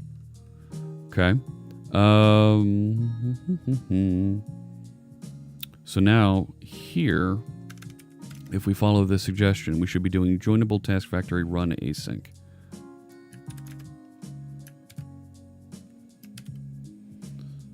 Right? And then async delegate and then whatever it is that we're doing. Well,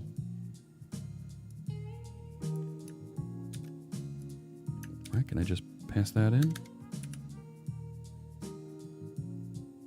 No. Async delegate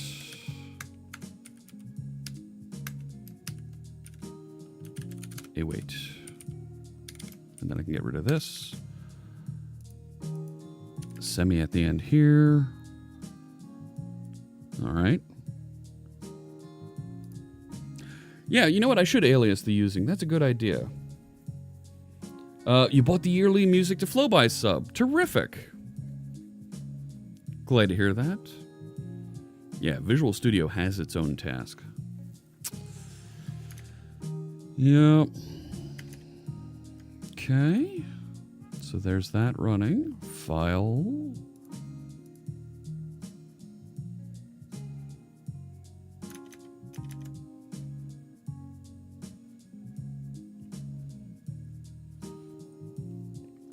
Waits forever on a locked resource forever. Yeah, that's a problem. Come on. I feel like there's almost a timeout that happens here.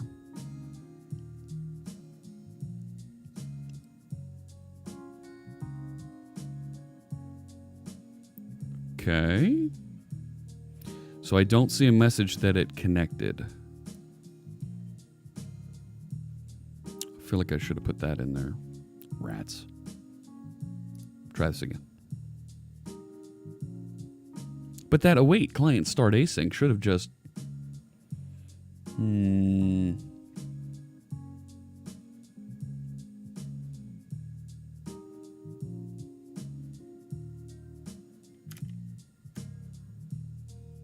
That's fine. Okay. This, go. Let's see what we get here. Right, I want to see it kick off the start method.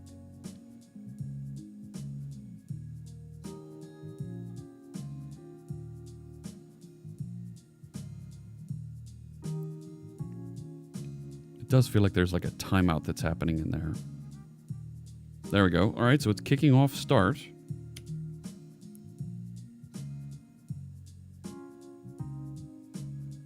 Now, I hit F11 back here, and it hasn't finished yet. So what I think is happening is I think Visual Studio is actually still trying to start here in the background and hasn't finished yet. Like, the extension is sitting here waiting for that start to complete. It's doing the handshake and hasn't finished yet. Right? So there it is from Brave Cobra.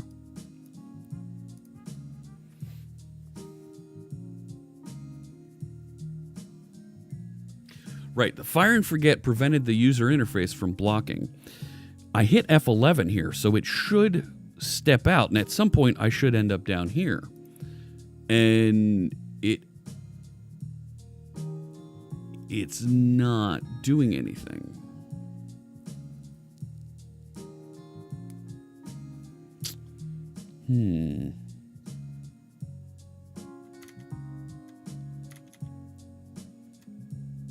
So let's try closing the solution as Hugo's asking about.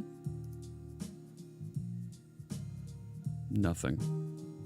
Try and open a new solution again. It didn't run anything either.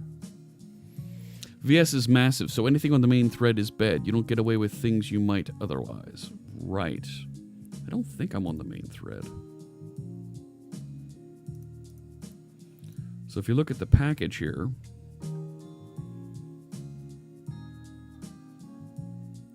because I'm going to be working with the output window,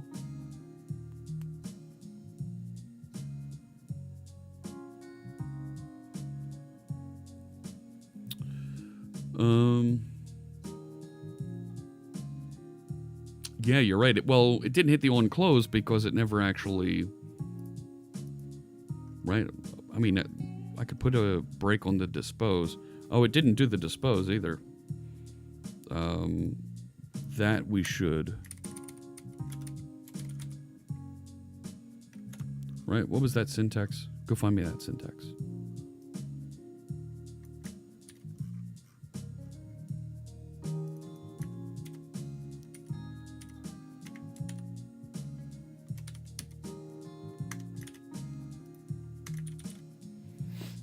So it's, yeah.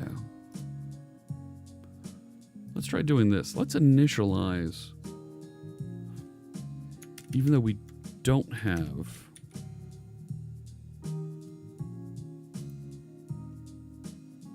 so that it's not on the main thread.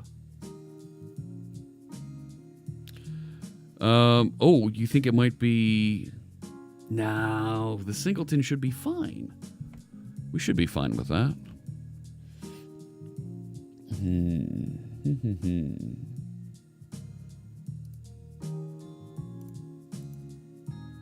Like, you want it to be a singleton.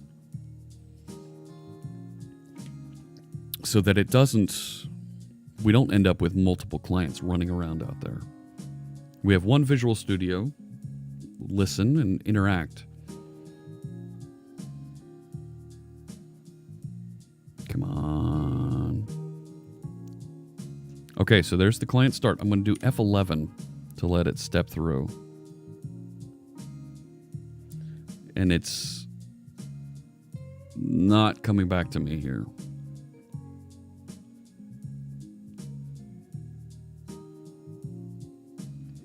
Right? What's going on? What's it doing over here? Look at all this loaded crap happening.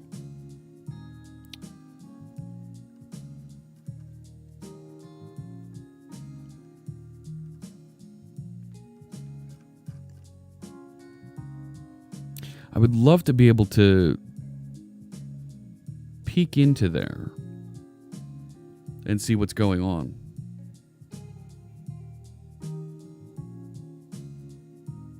We could try to do it without it being a singleton.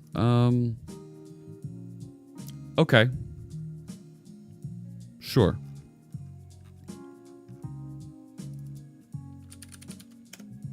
Sure. Let's do that then.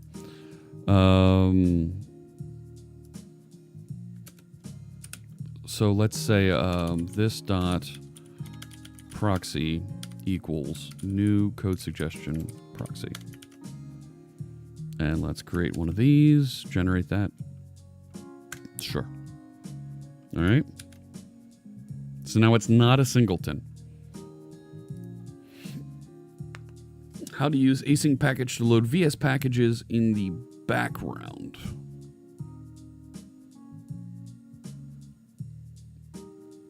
Is the assembly of SignalR loading like the Newtonsoft JSON? Didn't we have a async or timeout somewhere? We had that in another project. We had that in our Twitch lib.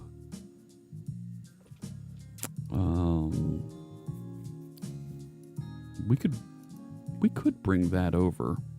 Take a look and see what that is. And I'm going to come to Parathon suggestion here in just a second. So here it is loading. We should see it. Create the proxy. There it is. Start async.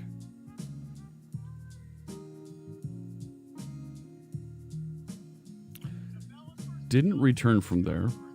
Mr. Steel Yo Duo. Welcome. Nothing. But there it is. Ah.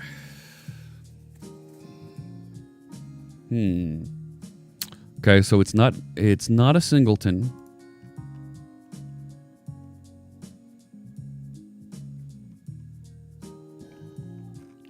But that start async isn't returning.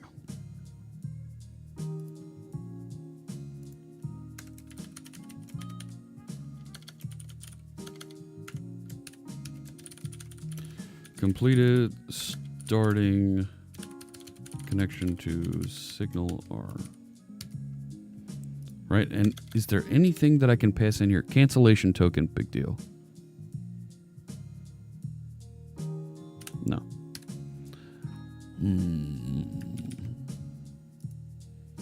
How to use async package to load Visual Studio packages. Allows background loading, true. To indicate to Visual Studio that it is safe to instantiate your service on a background thread, use iAsync queryable property to true in the provide service attribute constructor. If you are loading via UI context, all right. So let's make sure we're configuring the proxy properly. So async package, and I put in provide auto load. Let's get rid of that because that's a wrong version. We don't want to do that anymore. But package registration allows background loading equals true. We've already got that. Is async queryable property to true in the provide service attribute constructor.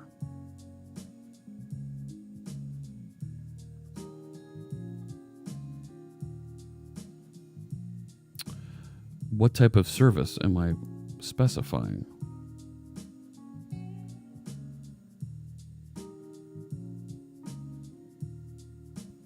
What do you think? If you have asynchronous initialization work, you should override initialize async. You can use any of the add service methods to add asynchronous services to your package. You must take care not to make remote procedure calls from your asynchronous initialization code. These can occur when you call get service directly. When sync tools are loaded, the UI thread will block using joinable task factory. The default blocking model disables remote procedure calls. SignalR is a remote procedure call, isn't it? So we should not do that in initialize async.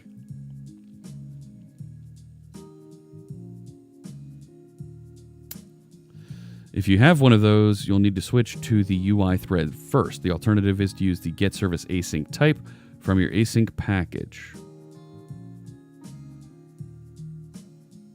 So we should add as a service, it looks like. Okay. So let's go back here.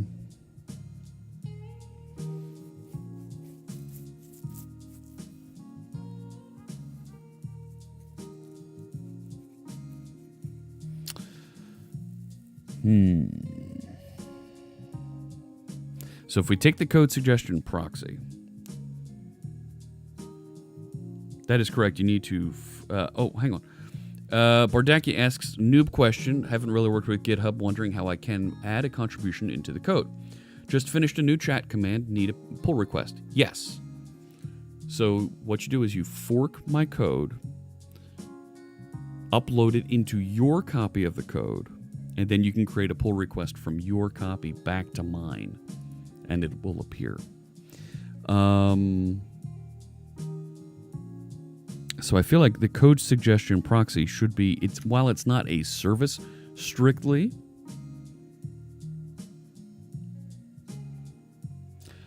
it's saying if you want to call RP a remote procedure call, which some of the other extensions that we looked at do call, but you can't call it from your asynchronous initialization code in initialize async. But they can occur when you call get service directly or indirectly.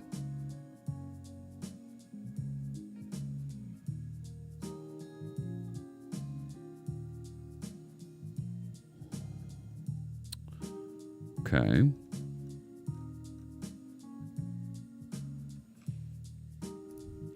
So let's see. If I go back here, if we try adding a service, extensibility. Well, okay, service is not in the list here.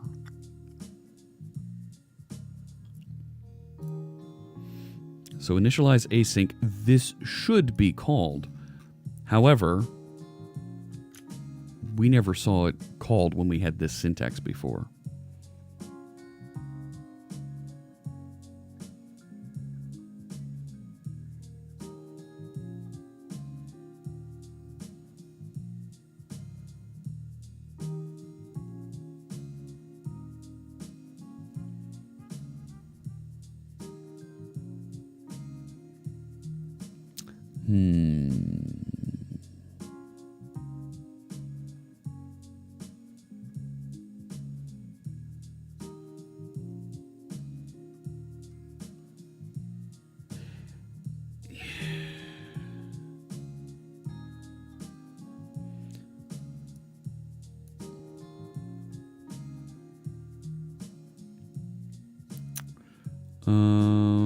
Yeah. So if I'm providing that,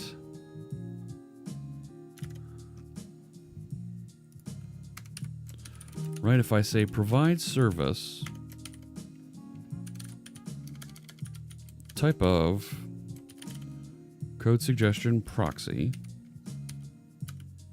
is async queryable, true. I need to, that's better. Then inside of here. Good grief.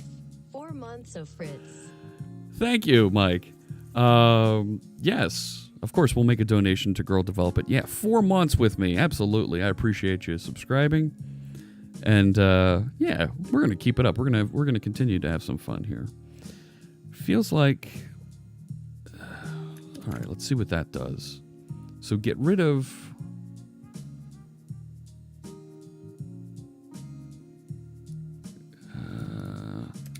drop that in here. Type of code suggestion proxy. I don't know what create service is.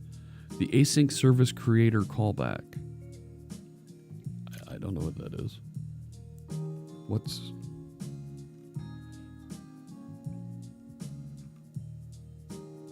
You should avoid using get service or query service. I guess create service is a method inside of... inside of here that actually does the create. And then what's the true? Promote. And I love the help there.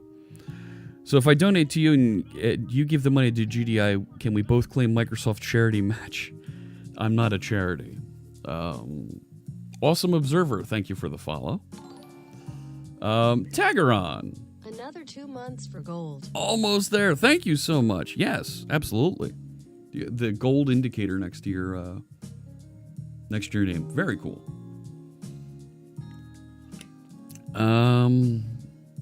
Rats. All right, so create service is async service container.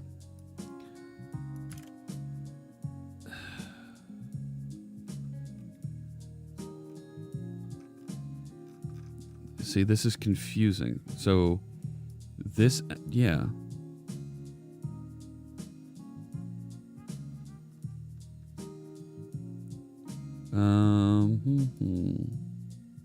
How do I add it to the container? But not just add it to the container, but I want to add it to the container and kick off. Yeah, I definitely need help. You're right. Guten Nachmittag, Germany, Deutschland. Guten Nachmittag, Deutschland. There we go. Back again. Why?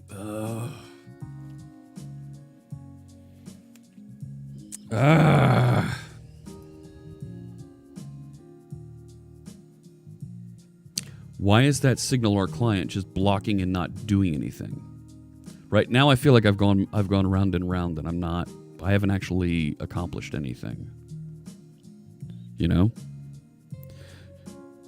Nobody in the team needs to know we don't know everything. No, actually, it looks like the ASP.NET team is popping in. Hello.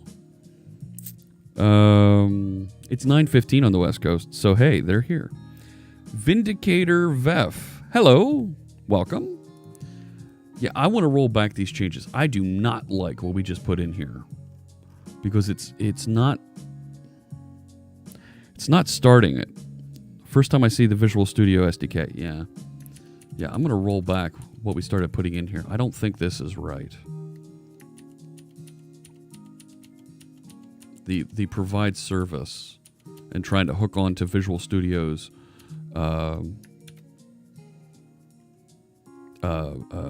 service container.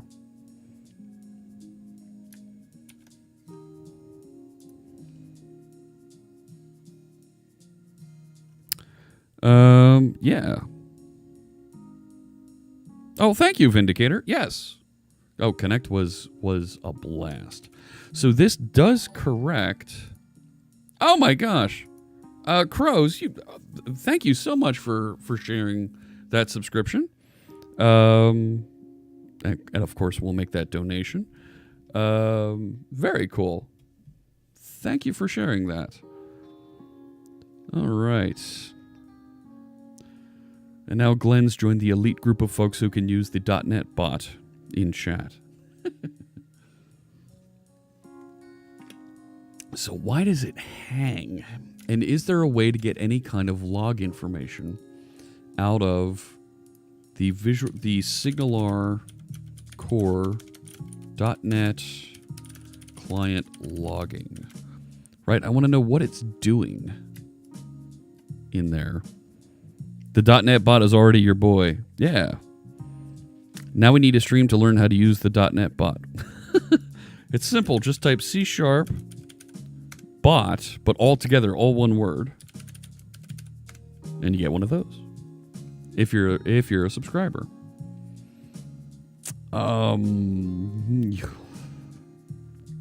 Excuse me.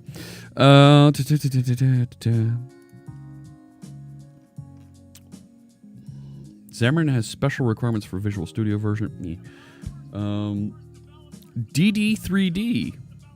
You get a C# bot. Yes, but you need to capitalize the B. Hugo. All one word. And Maruko, you need to be a subscriber. And there are a couple of other emotes here if you're interested. There you go. There I am. And you can also do this. So those are for different subscriber levels. And eventually, when we become partner, we'll have lots of bots and emotes that you'll be able to use here on stream. Mr. Gaster is here? Is he here? The Brady Gaster? There he is. So here's the challenge we're running into. So I'm going to, now that we have a couple folks from the team here, so we're building a Visual Studio extension. And I have an async package here that's starting up. And it starts our code suggestion proxy object right here. The code suggestion proxy, let me zoom, because some of the wraps here are just ugly. So we have some async code that runs to start the client. But when we start, we set up our task collection and task factory for Visual Studio so we can run things asynchronously. I want to connect to this hub hanging out there. And I've created a group called Code Suggestions so that I can listen to it. I actually already have a Razor page that's listening on that same place. There you go. It's listening at that exact same URL. When I try to connect, it just hangs inside of Visual Studio. Yep. Your code suggestion did work. It did pop through into our webpage here. And you can type those code suggestions. They come in the format. I should put the format up here so that when I am testing it, folks can see it. Just like Mr. Magoo wrote there. That should pop up. Oh, input string was not in the correct format. So you need to specify the file name. You're close, Mr. Magoo. So we need to put some more error handling there. So we're going to say code and then the file name, something like this, and then this and unhandled exception. So that comes through and then it appears like that. And then I need to open a project before it'll actually load anything here. So recent projects, let's open a project. Now as I open the project, there it is, start async, and if I F11, I want to see it get to my debug right line there. It never gets there.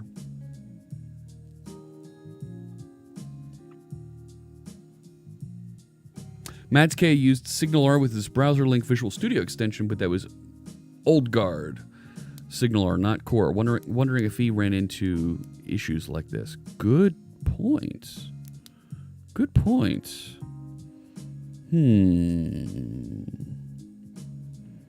Not old guard. Old school. All right, what's OG? Go ahead. Original gangster. None of it. Come on. None of us are gangsters.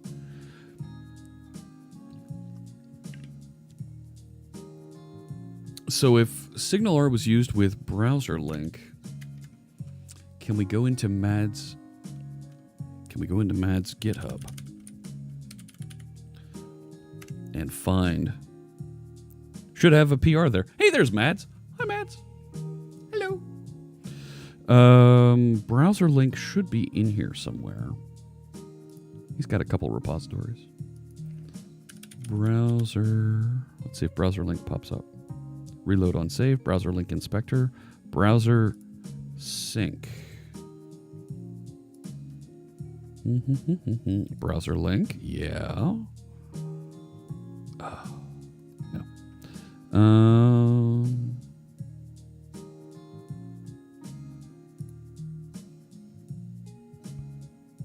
No. Command table. Package goods. Package IDs. Nope. Overlay sync engine. Browser link extension factory. Oh, he's already doing it somewhere else.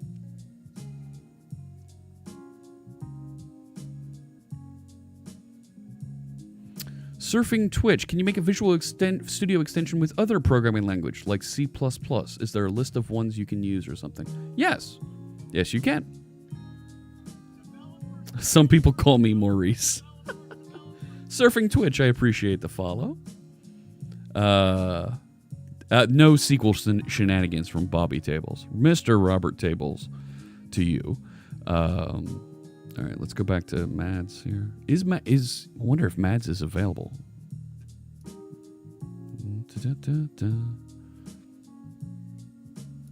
Right.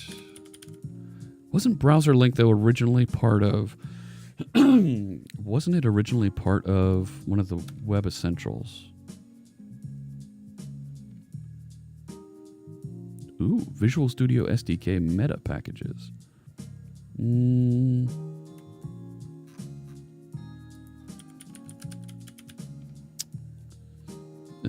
Let's see. Web Essentials 2019, 2017.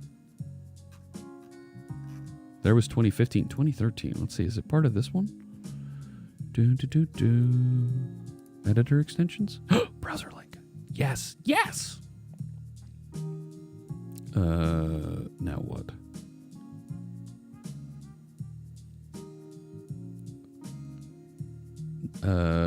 Which one is it going to be? Menu browser link? Maybe. Browser link extension factory. Rats.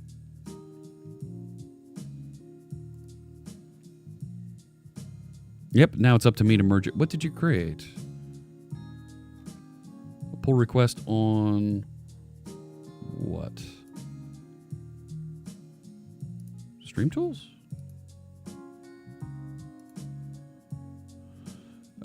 Added new attention command, which plays a sound cue and sends a chat message to divert the streamer's attention to chat. Cool.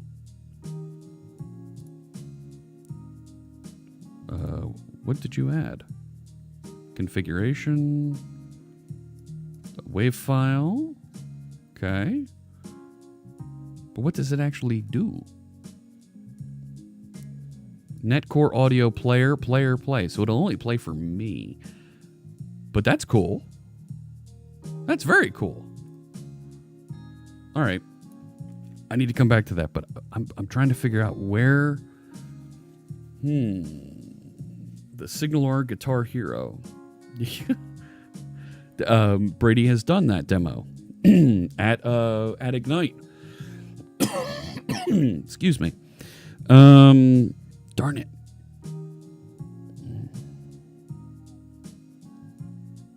It's not going to be down here because that's... I feel like there's all these are all extensions on Browser Link to enhance Browser Link. Yeah.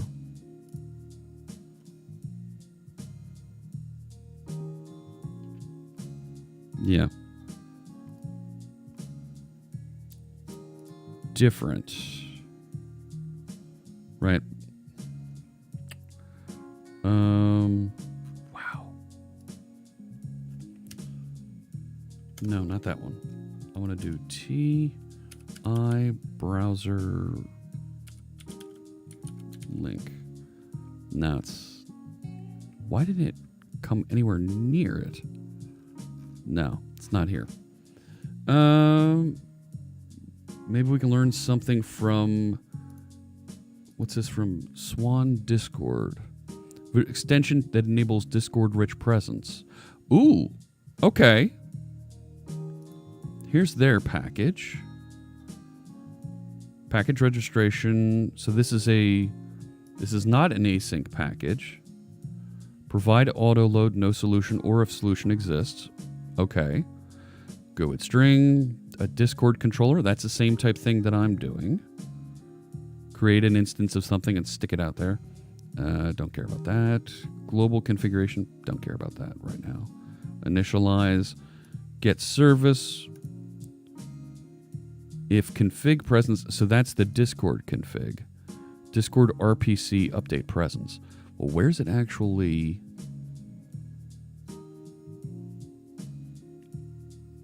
So this is on window activated. Wasn't the extension the Signalar host, not a client? Ooh, that's a neat idea, surfing Twitch.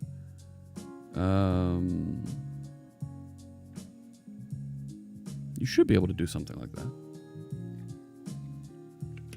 You've asked the immortal Mads K.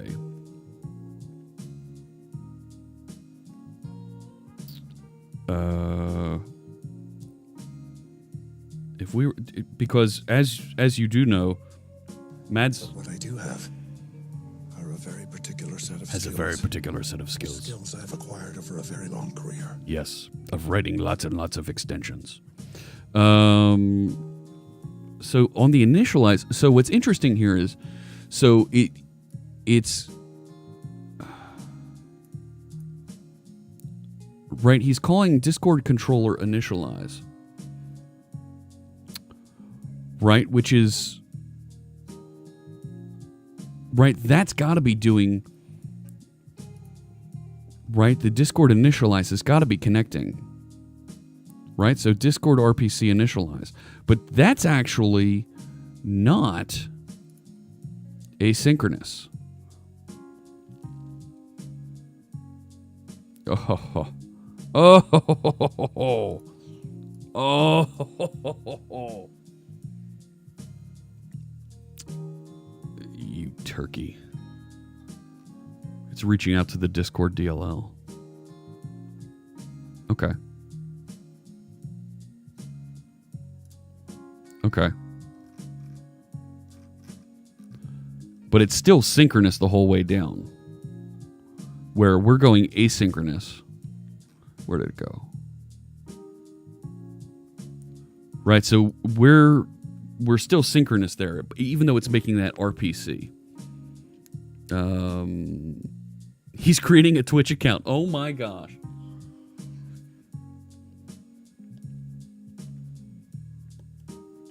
Where'd it go? Here comes. That is phenomenal. Wow, Mads. Wow. Thank you so much for jumping in here. And it's the Mads. Oh my gosh. That is awesome.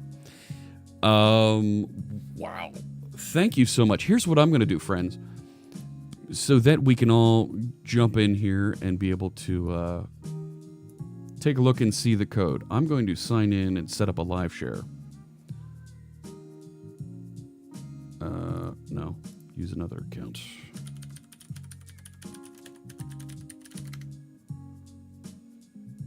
There we go. All right. Come on, finish the share. There it goes. I'm going to open this up read-only, and let's share that so that folks can jump in and see what's going on. So here's what we're trying to do, Mads. Let's back up. Can someone clip this? Oh yeah. So all right. We have a SignalR. We have a SignalR service hanging out there. SignalR hub. And it's sitting right here on localhost 62.574. And if folks type in, I might be able to get Mads on audio. If folks type in a command like this, code and then some file name, and then whatever code they want to type here, it doesn't matter. String, here's a string. I forgot to give it a line number. It pops up here. I get it pushed into there. What I want to do is I want to push that into Visual Studio. So what I've done is I've got a package that I've already started adding here into an extension. So this inherits right now from async package, and I've added the provide auto load when a solution exists. And if I scroll down here, I have initialize async, and I create this code suggestion proxy and stash it in a local property here. When this is created, there's, of course, for SignalR, it starts the client asynchronously. So I need to run that inside of the joinable task factory, and so that it does appropriately asynchronously work. Almost, Janescu, you need a line number in there. In just like I did in the method name before that. So now let me start and restop and stop and restart this.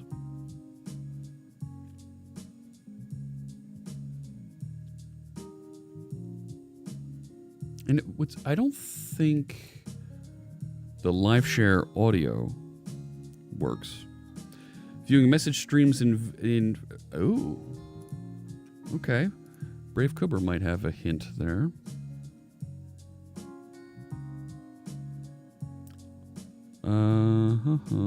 Hold that thought. Hold that thought. All right, so here's my Visual Studio opened. When I open a project, the hub deadlocks on Start Async. Yes. Glimpses using SignalR in Visual Studio. Ooh.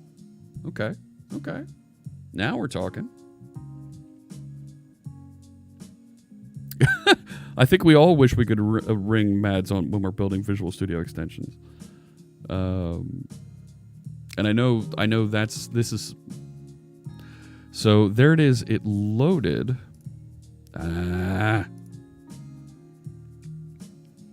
The configuration hits this start async and it deadlocks. It never returns. So let me do that one more time. Come on. Here we go.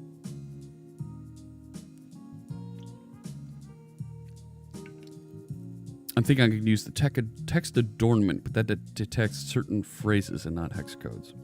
I don't know. All right. So there's my experimental instance. Recent projects, console app.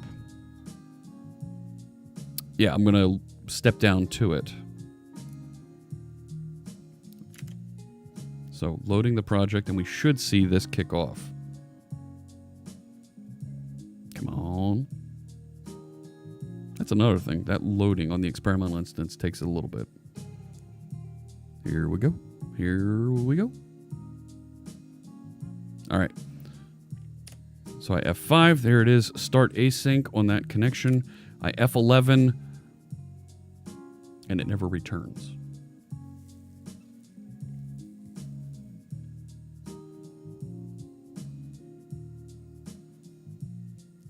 It's deadlocking here on 41. Client start async.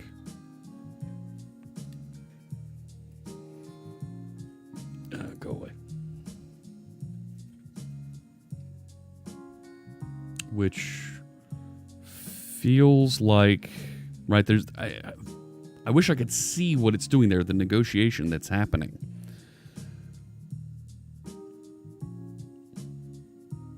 But nothing.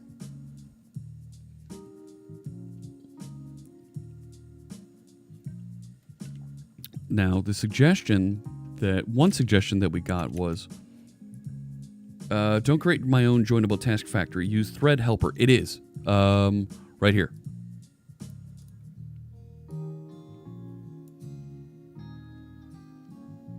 It is doing it. And then thread helper joinable task factory. Yeah. So this is thread helper joinable task factory. And right, so this is. Were you saying?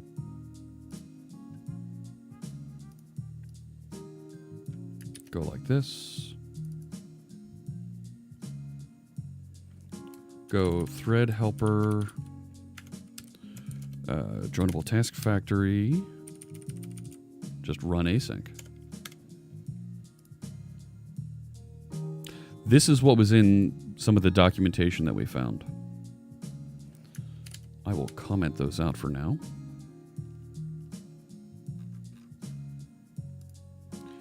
Give it another spin. When you can just make the method async.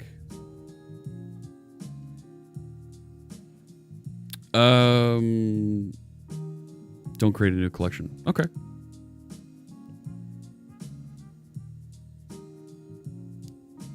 I could use Fiddler to route negotiate it. Yeah. That's a good idea. Okay. Let's see what happens here. So that'll open and it'll start creating that.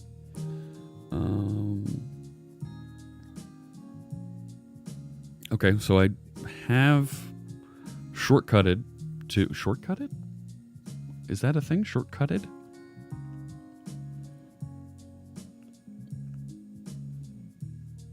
Okay, so here we're going to go do the run async.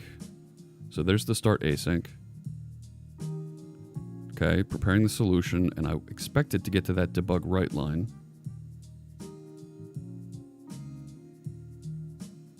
Because that would be, right? I'm doing the await here. I would expect it to jump down onto that. Delete it, burn it. Get rid of it! We don't need that! Yeah, now... So I haven't deadlocked Visual Studio. I can still type things over here.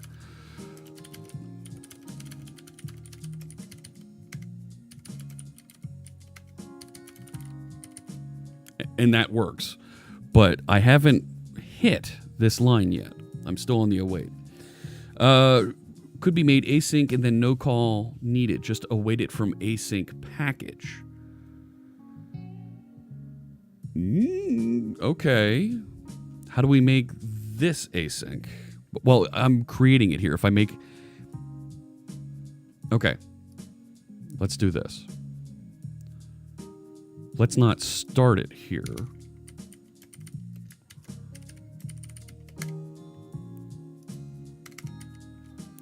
If we go public, async, task, and let's call this start.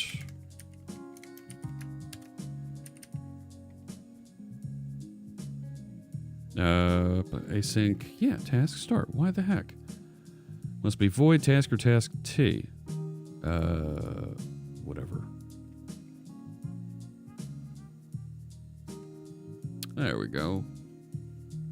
Inject a started instance through the constructor. Catch you guys in the replay. Thanks so much, Hugo, for joining us. What do you mean? Not all code paths. Task dot completed. Oh, and that needs to be system threading tasks completed task. Yeah. Now what? It is task. Oh, I need to put... So let's alias that. I've been doinking around that. Let's call this using tasks equals. Now I can instead name this tasks. That's better. Right? Now why is it...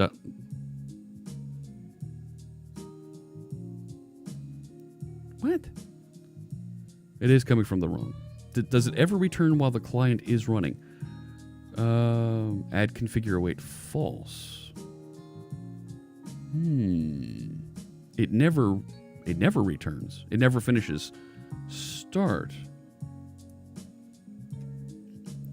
Task completed task. So I don't need that since I have the await in it. Good. All right. Async suffix. Yeah, fine. So now I can go back over to the package. So I've created that on the other side of this, since I can say await proxy.start async. Yeah. All right, so I initialize it now up in my constructor, and then I actually start it. So let's put that and this, so we can make sure we hit those. I don't need this anymore. I don't need that. All right. I really should fire up Skype and we just dial you in here. And then.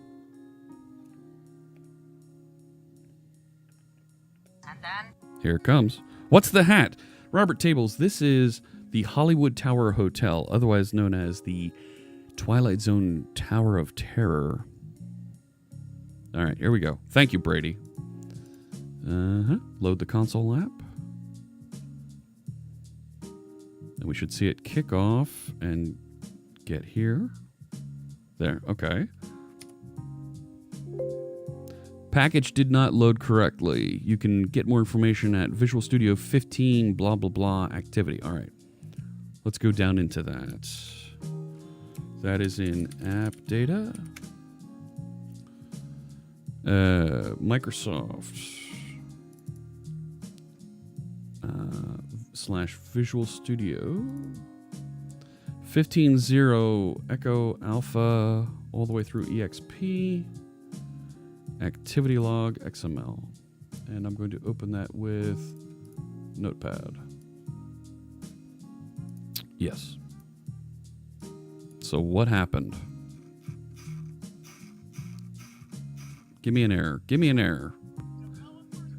Set site failed for package. Source. Connections. Invalid negotiation response received. Aha. All right. So now we've got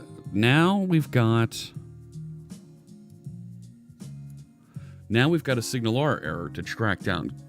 Games 8 Gaming, thanks so much for the follow. I appreciate you joining us.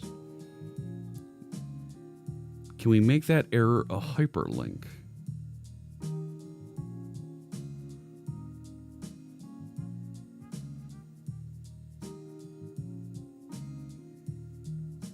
Discord does have good audio, but I've got other ways.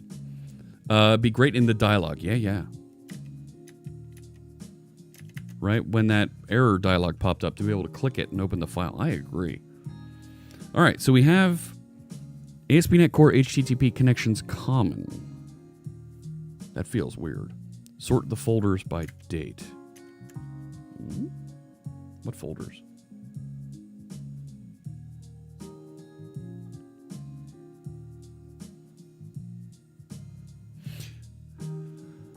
Do you want me to...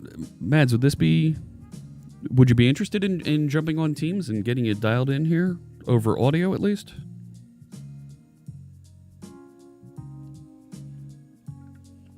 Bingo? Yeah, right now I can see... So, set site... Right, it's interesting, it's not telling me the line number in there. You know? Right, set site, isn't that this? While that's happening? Because...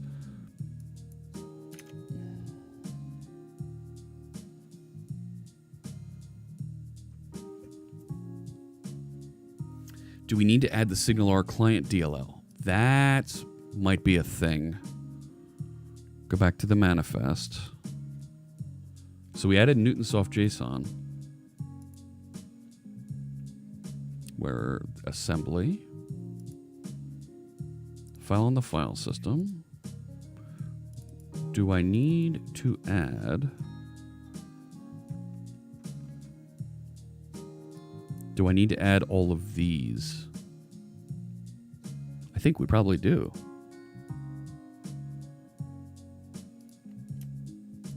Nope, I'm going to have to add them one by one. Yeah, Brady says yes. And then we're going to need to add all the extensions to go along with those, aren't we? System stuff we can ignore. But basically everything in this block, it feels like, even MSXML, don't do this to me. No, it can't be that. But everything from extensions up, I think. Might be quicker to text edit those entries. I think you might be onto something. Let me add one of these. And then do that edit. And then?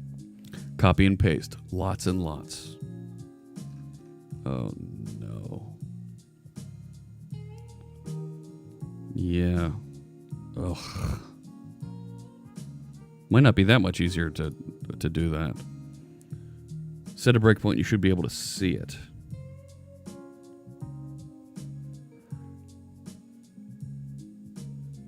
Yeah, Brady thinks that we're missing the resources.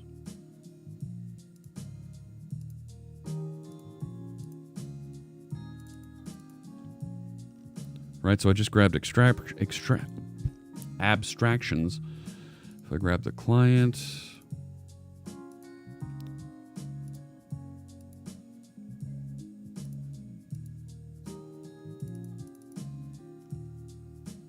common, yep, and keep wandering down this to add all the references.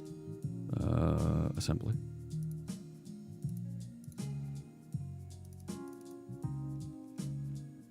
Right, features.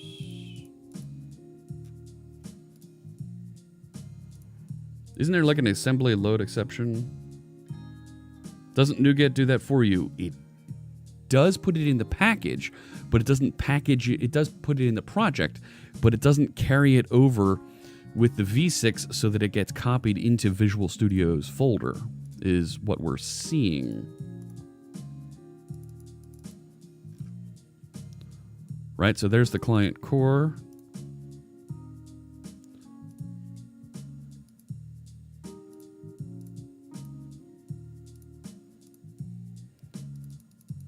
Right. Try to make a plugin that when you place a hex code, yeah, that's okay. You're working on something different than me. Ooh, I didn't want to change my view. No, I like details. There we go. Let me stop at client. Right, because the error we got was around ASP.NET Core HTTP connections. Invalid negotiation response. Yeah.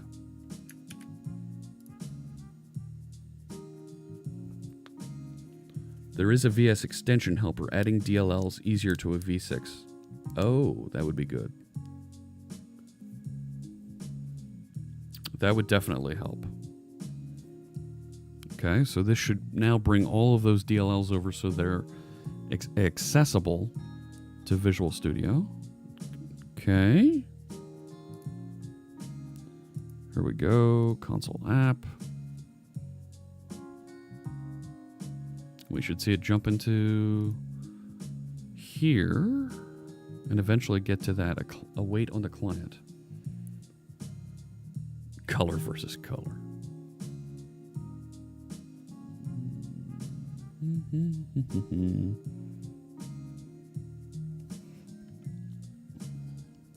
Okay, start async.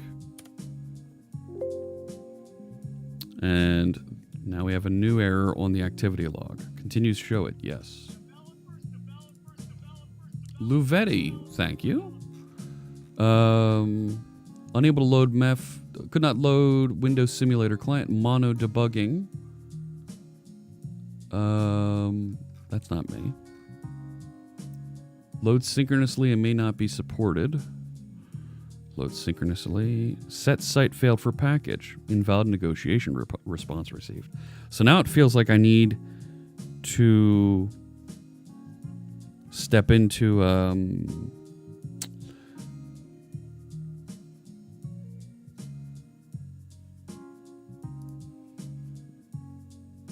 open the V6 using 7-zip. I don't have 7-zip.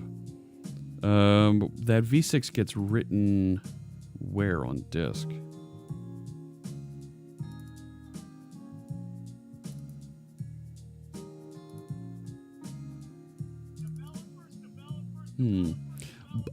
Balky97, thank you so much for the follow.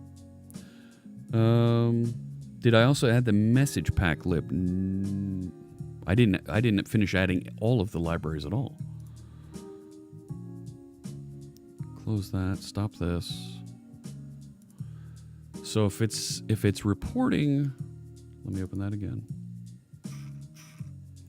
Invalid negotiation response received. Do I need to tell it? That's...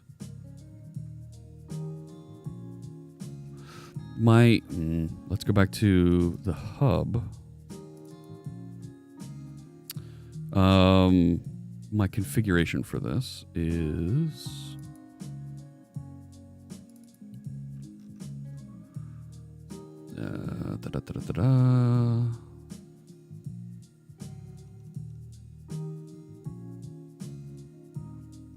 HTTP client. Where is Signalar? Add, no. Add Signalar. Keep alive. Add message pack protocol. We're not on message pack, are we? Are we? In which case...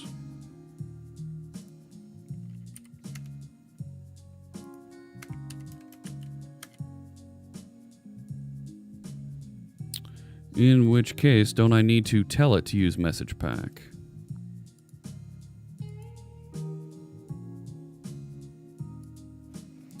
Microsoft, ASP.NET Core, Signalar client. Oh, gosh. Message pack. I don't want the 3.0. Latest stable. I want no message pack. No? Monty's JMM, thank you for the follow. So if I come back over here, right, I should be able to say add... Right, where's the add message pack? I do want message pack.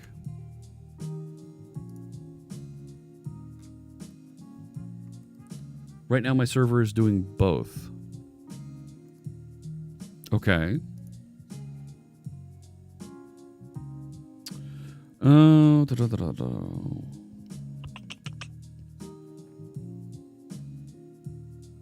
So if it is doing both, then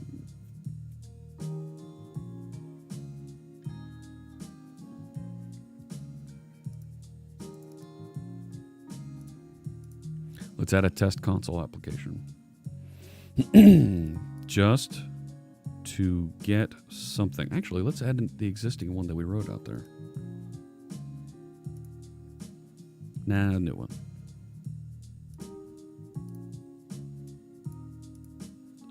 Why isn't it trying to put it? Fine, I'll call it console app 1. No need to switch protocols. Fine. Let me add those NuGet packages. No, manage NuGet packages. I keep going under add for that. Add the Signalar client. This one. I don't want the 3.0.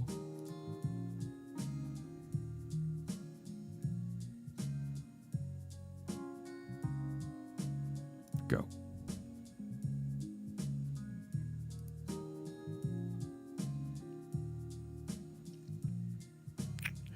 Yeah. Okay. So what I should be able to do... What the hell happened there?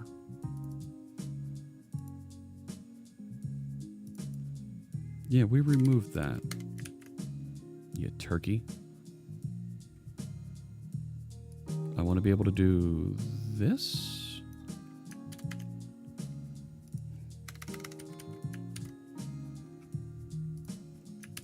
Create one of these. Well, I need the using statement. Sure, generate that field. I'm not going to do the catch. Client on. I'm not going to do that. Generate that method. Don't care about that.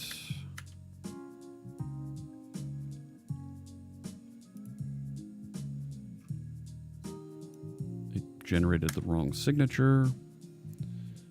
And what I'm going to do is I'm going to say console.writeLine, adding code, return task completed. And then client dot.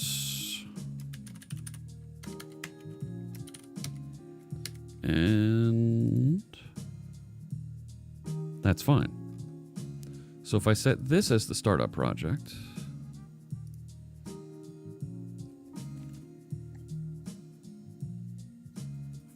we should see it connect. That connected. There it is. It just connected.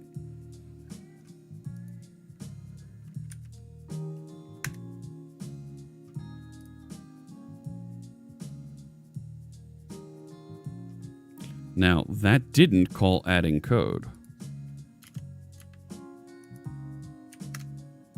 Didn't call it.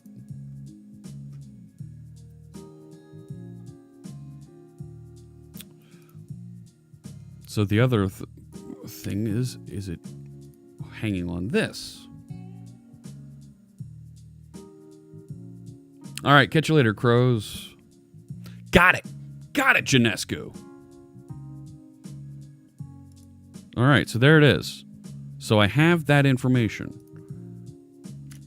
And it wrote it. Adding code.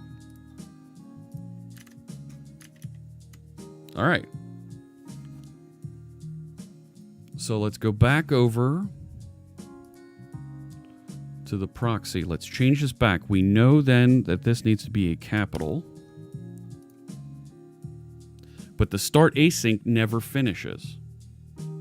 Oops. Wrong project. This one set as start. Go.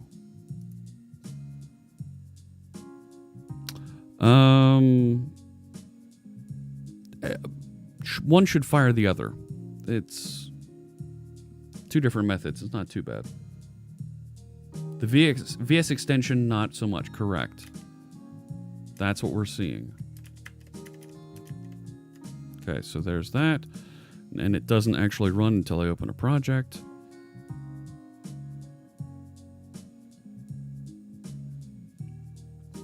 Come on.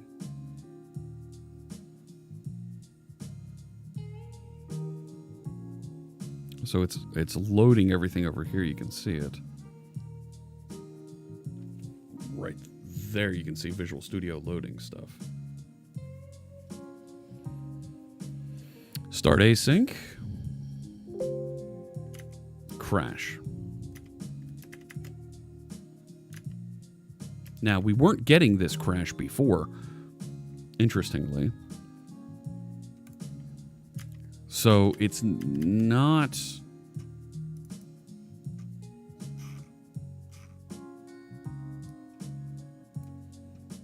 Source.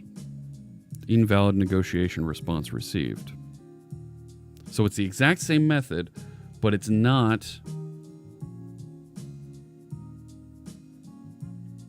You're right, Bardaki, it should both be. But I'm not even getting the on start to work, right? Let's close that. Stop this. I'll comment this out so it's identical. All right. Try this again. Why would I want my IDE to talk back? Real Fake News Network asks. No, it's the IDE isn't going to be talking back. It's going to be giving code from you. So I want you to talk back, actually.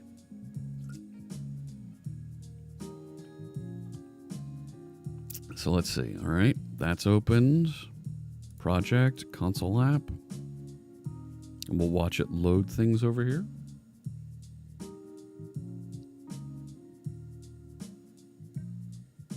Did I miss Monty's JMM? That's cool. Thank you for the follow. My numbers aren't updating here in the user interface because they're based off of a different place. Okay, start that. And it dumped again. And I can't even get into that Visual Studio. There it is. Back on activity log.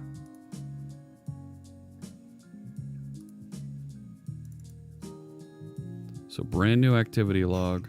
And it's the same thing. Invalid negotiation response. So there's something while it's trying to do that negotiation that it doesn't like.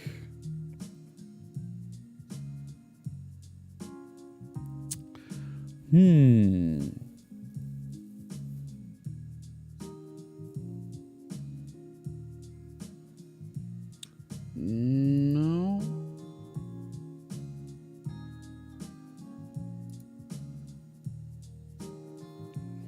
We can, well, here's the thing, right? Stelzy, we can absolutely try Googling for it, or we can just ask the team because they're watching.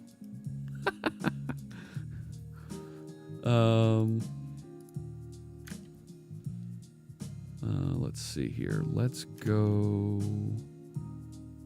here. Right, if I do search for it, negotiation response.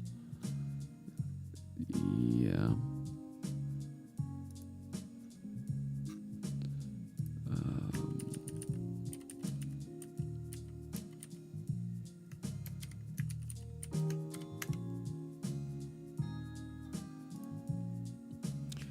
Received in a .NET framework Signaler app. How to solve it? What helped me was to add this to app config.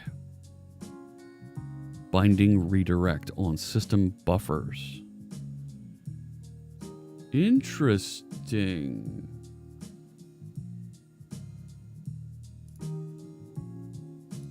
Let's try that binding redirect on the buffers. So that is on, there is no, oh, there it is, app config. Assembly binding. So let's get rid of that.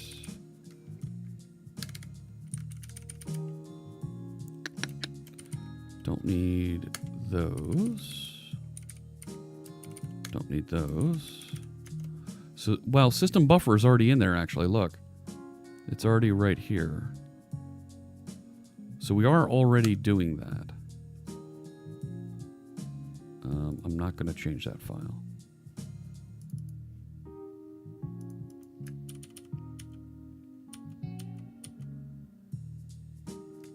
Okay. So I already have that. Yeah. Okay. So we have that. And that error exception. Oh, closed. Perfect with an invalid negotiation response. What does this mean? Hey, it's injured nurse.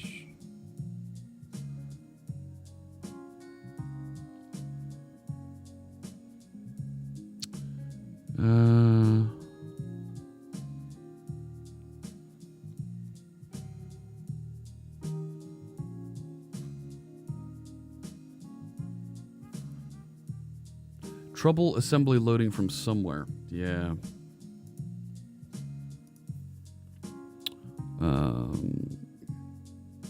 No, that's not SSL.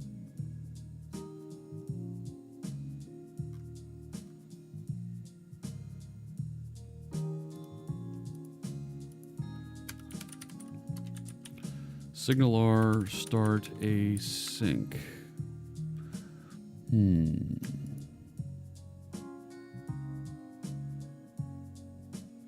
Invalid negotiation response received.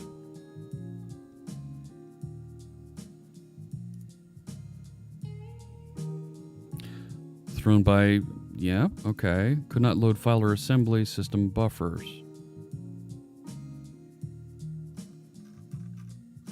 Right, and then this is somebody saying, all right, we'll do the redirect.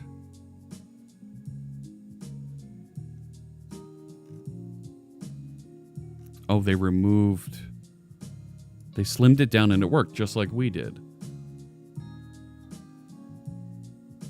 What do you need me to look at here? Is the package installed in program files? No.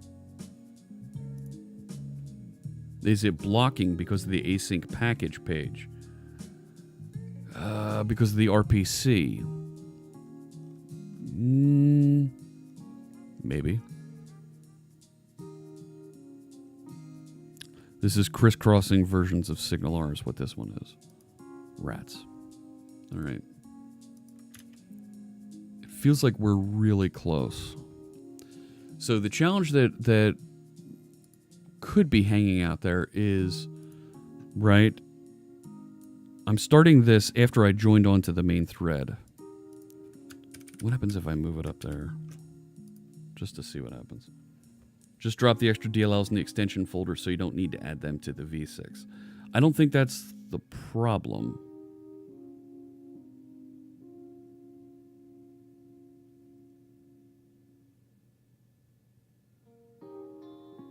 Because it wouldn't load anything if that was the problem. We wouldn't get anything loaded. But I can see it loading them over here. Vindicator Vef. Thank you so much for that kind cheer. We'll make a donation to Girl Develop It. And I need to drop some code graffiti in here. Some cheer graffiti. Vindicator 500. Thank you so much. You're still doing RPC calls. Yeah, I know I am. And I know we're not supposed to. Yeah, it looks like Mads had to take off. So I get to that start async and bang.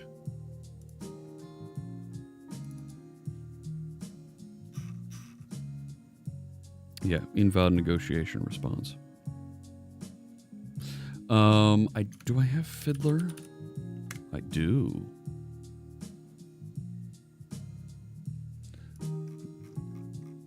Now, how is it that I route through Fiddler? No. Look at all the crap loading. Oh, ask me later. Go away.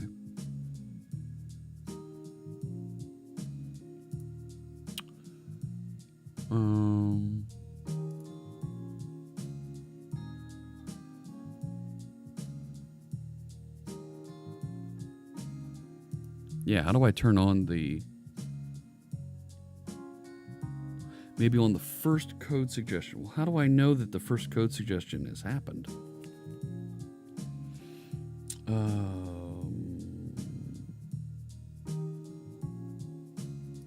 Right.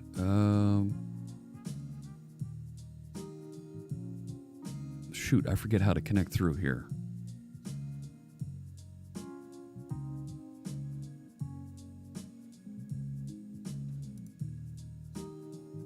Yeah, see, this is trying to connect to...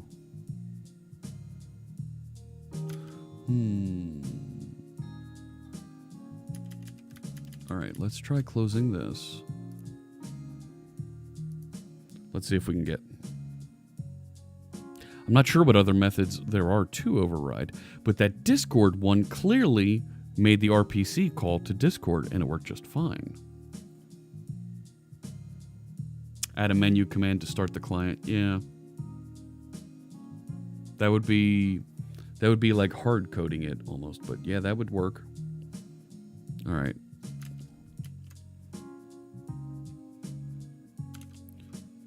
So let's open the project.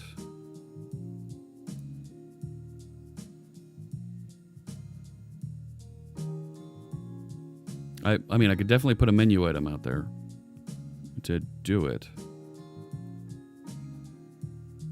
So localhost 8000 isn't where it is. There's Twitch.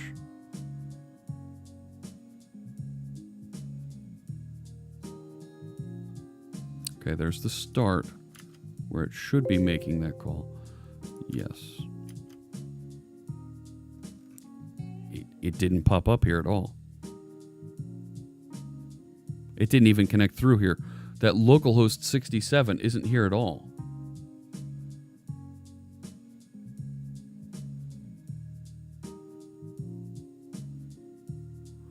Right? The call to my service isn't in here.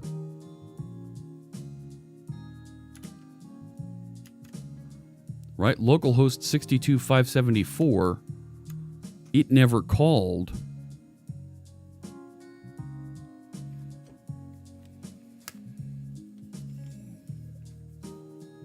It never even attempted to call over there.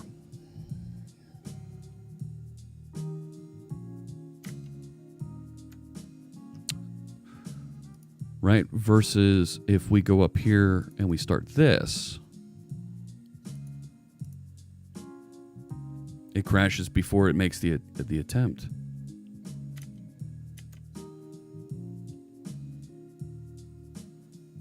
Why is it trying to connect a mixer? Well, wait, now that's not trying to connect to it either. I don't see it here. Even though this is started and connected.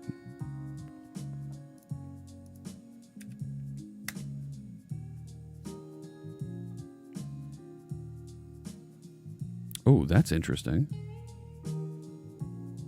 That's interesting. Why did I get that?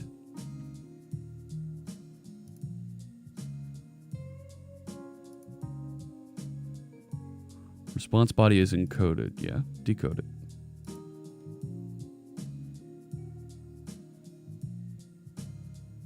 What is all that? Hello?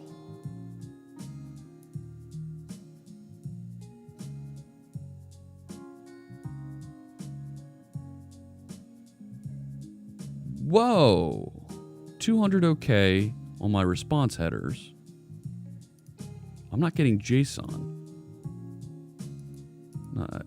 It's not a...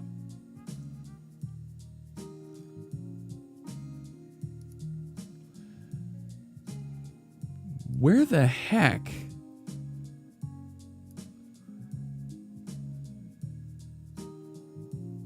That's the bot trying to resolve the website. Ah, okay.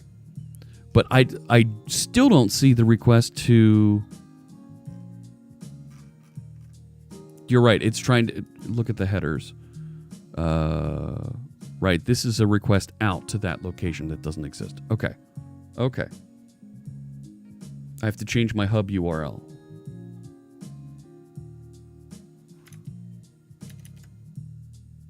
To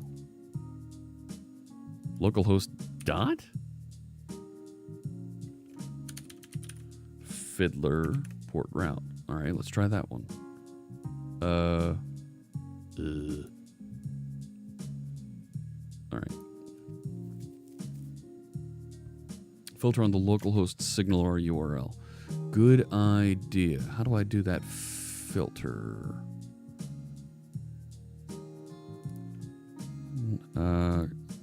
Yeah, capturing.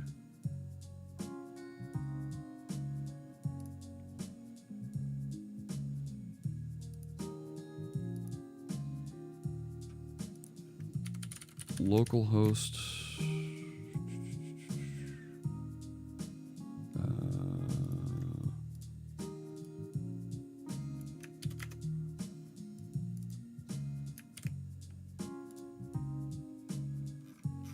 No.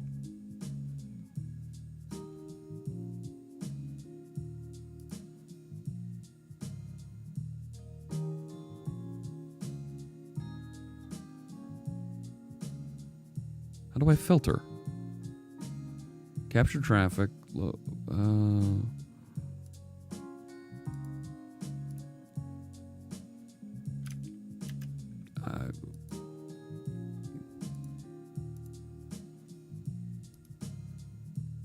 Filter now.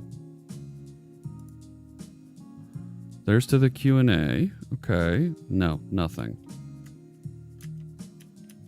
So here it's about to start. There it is.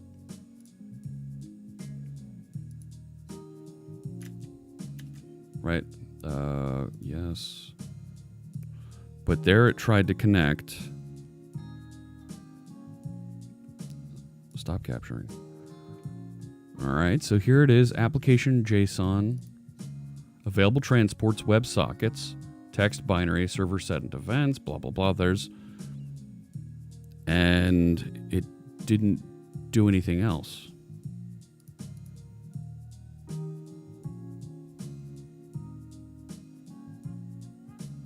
Yeah, it's not clear to me how to filter.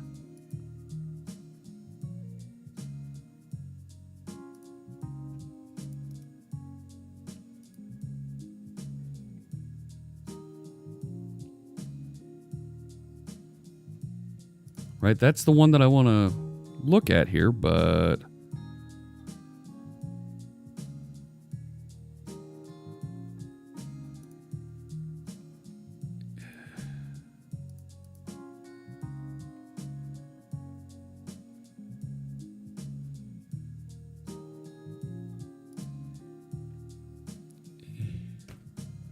Filters.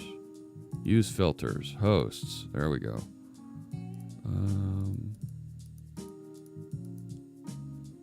Show only the following hosts. How do I save that?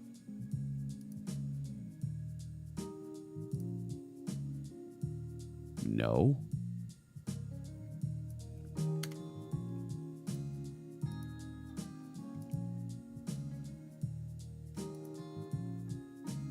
Gotta run. Good seeing you, Brave Cobra.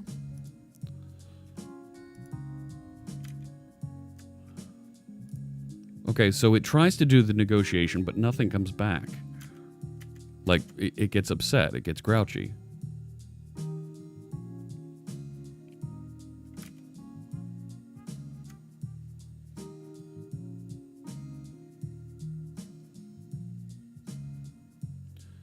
Uh-huh.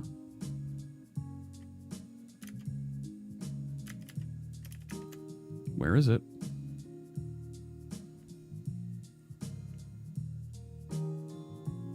Yeah.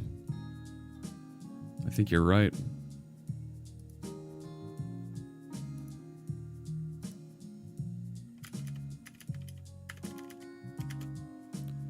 Right, so we should see it try to connect, and when it does connect, we should see an on connection here, because I added a log message, but we don't get there.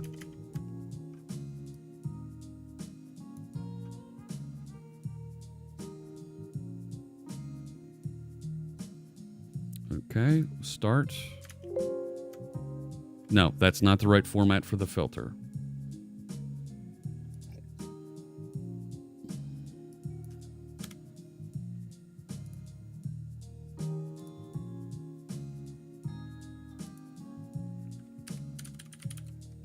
Six two. Whatever.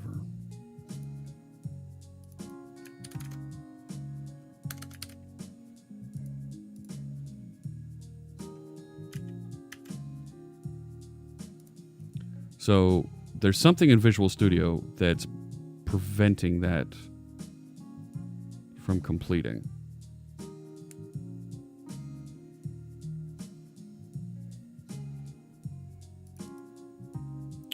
So if I start this one,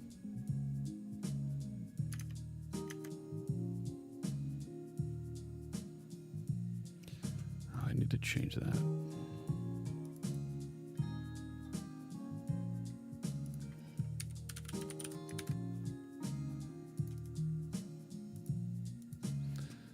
How to use async package to load VS packages in the background. Yeah, we started looking at this, and it wants us to set up things as a service, and it's...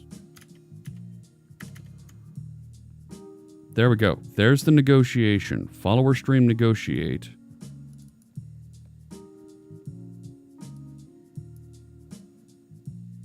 And it returns WebSocket server set events long polling, and it's off and running at that point.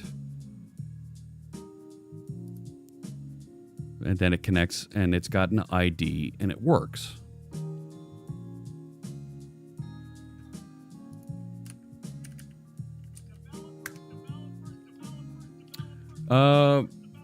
Jinax6, thank you so much for the follow. Item 5 there.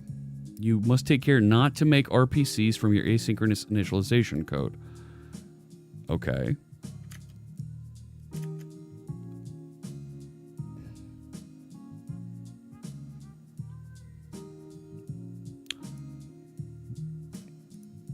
You should avoid using get service or query service. If you have to use those, then you need to switch to the UI thread first.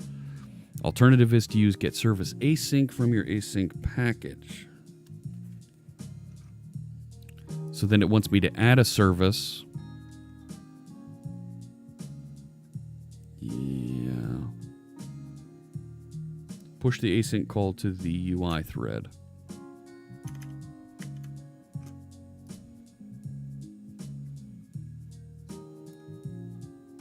Which is down here. Right? So I'll be on this main thread down here. So if I move that down here,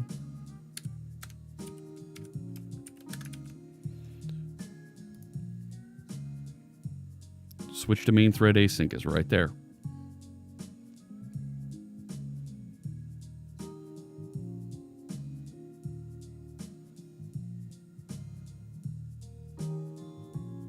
So this will run this start later.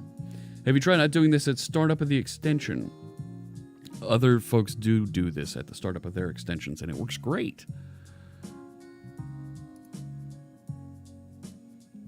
So it's possible. We're just hanging up on the... But then use the factory again to call the async call.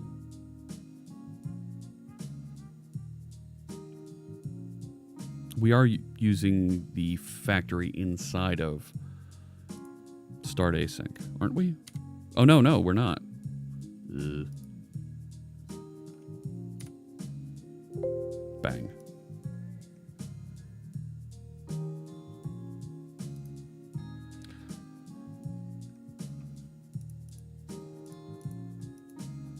Okay, so if we go back to the factory then, joinable task factory.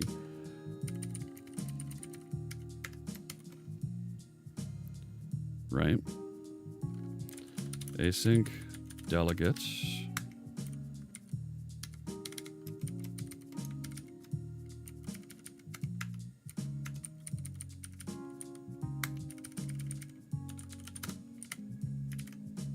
And do it like that. Let's give it a shot. Ooh, don't forget this.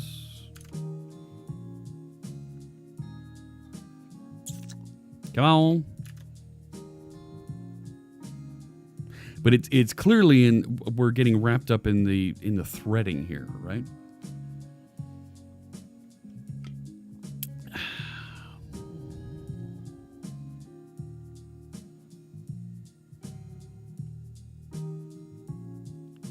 Come on, we're almost there.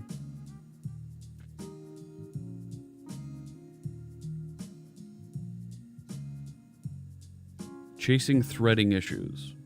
What an annoyance. Okay. We're running.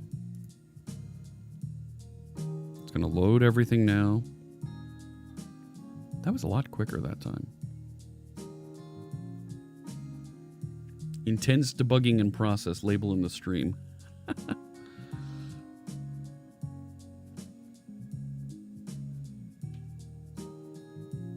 None of this code executed.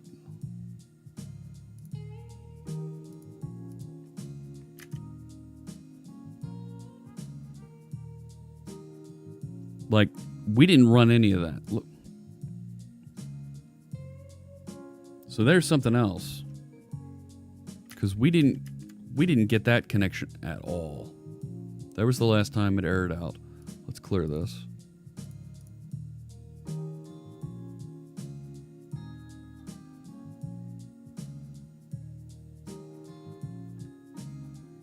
Yep, thread help. Oh,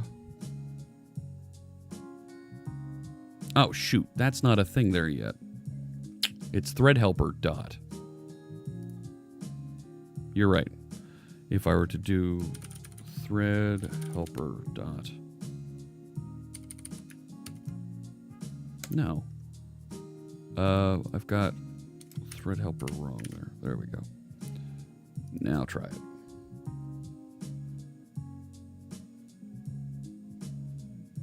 Here we go.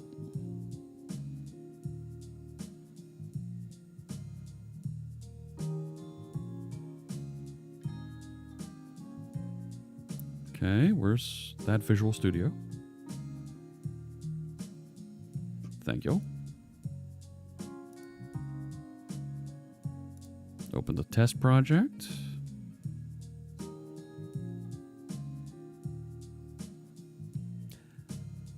And then?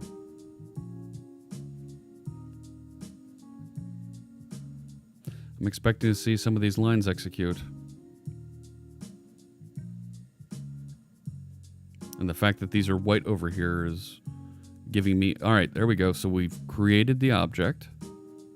All right, now we're calling start. So that's been executed.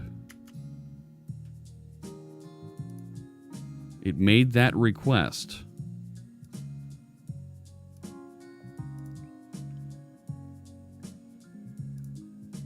So it got the information back, but it hasn't actually done anything with it yet.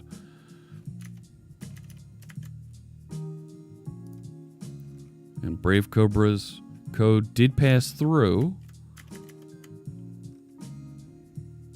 But none of this down here connected. It still hasn't hit this debug write line. We're still waiting for that. Right. SignalR is still negotiating. We haven't seen the next line that says... that actually has the subscription. It's still... it's like hanging here.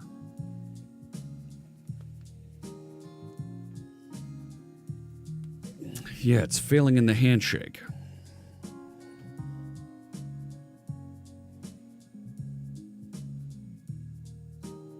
Agreed. It does feel like the thread spins off to Never Never Land and comes back.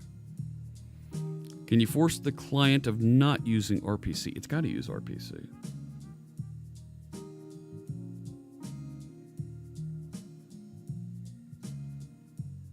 I know Glimpse is. We've seen examples of how Discord does.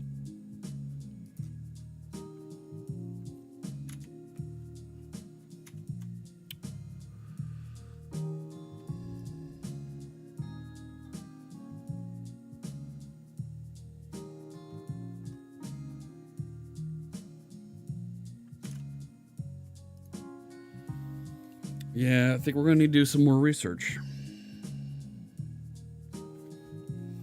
Rats.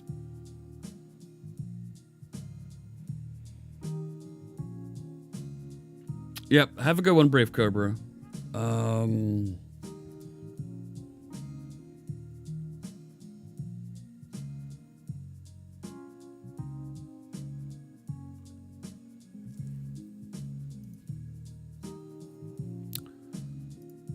So if we're not doing it there, do we add a menu command that fires it off?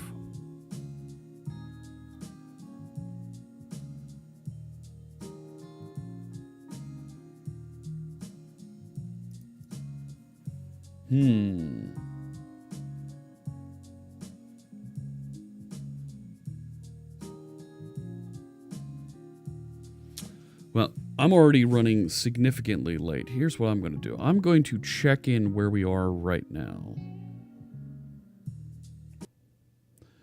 Let's do that to start here. Let's check in what we've got.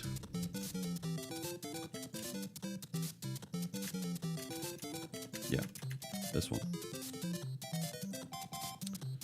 I feel like we're getting somewhere. I need to add some cheers to this. Let's do that while I'm here.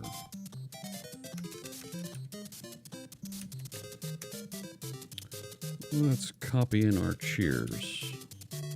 So we get our cheer graffiti. All right. Let's go up one. Add everything. Refactoring to attempt to connect. We will solve it. Thank you, Mike Jolly. We'll solve it. Yeah. We're almost there. Refactoring to attempt to connect to signal our service. We are almost there. Almost there. But these are, right, this is some of the trials that we run through to try and get this. It is just code. We can figure this out. I feel like, though, we've got some experts now that can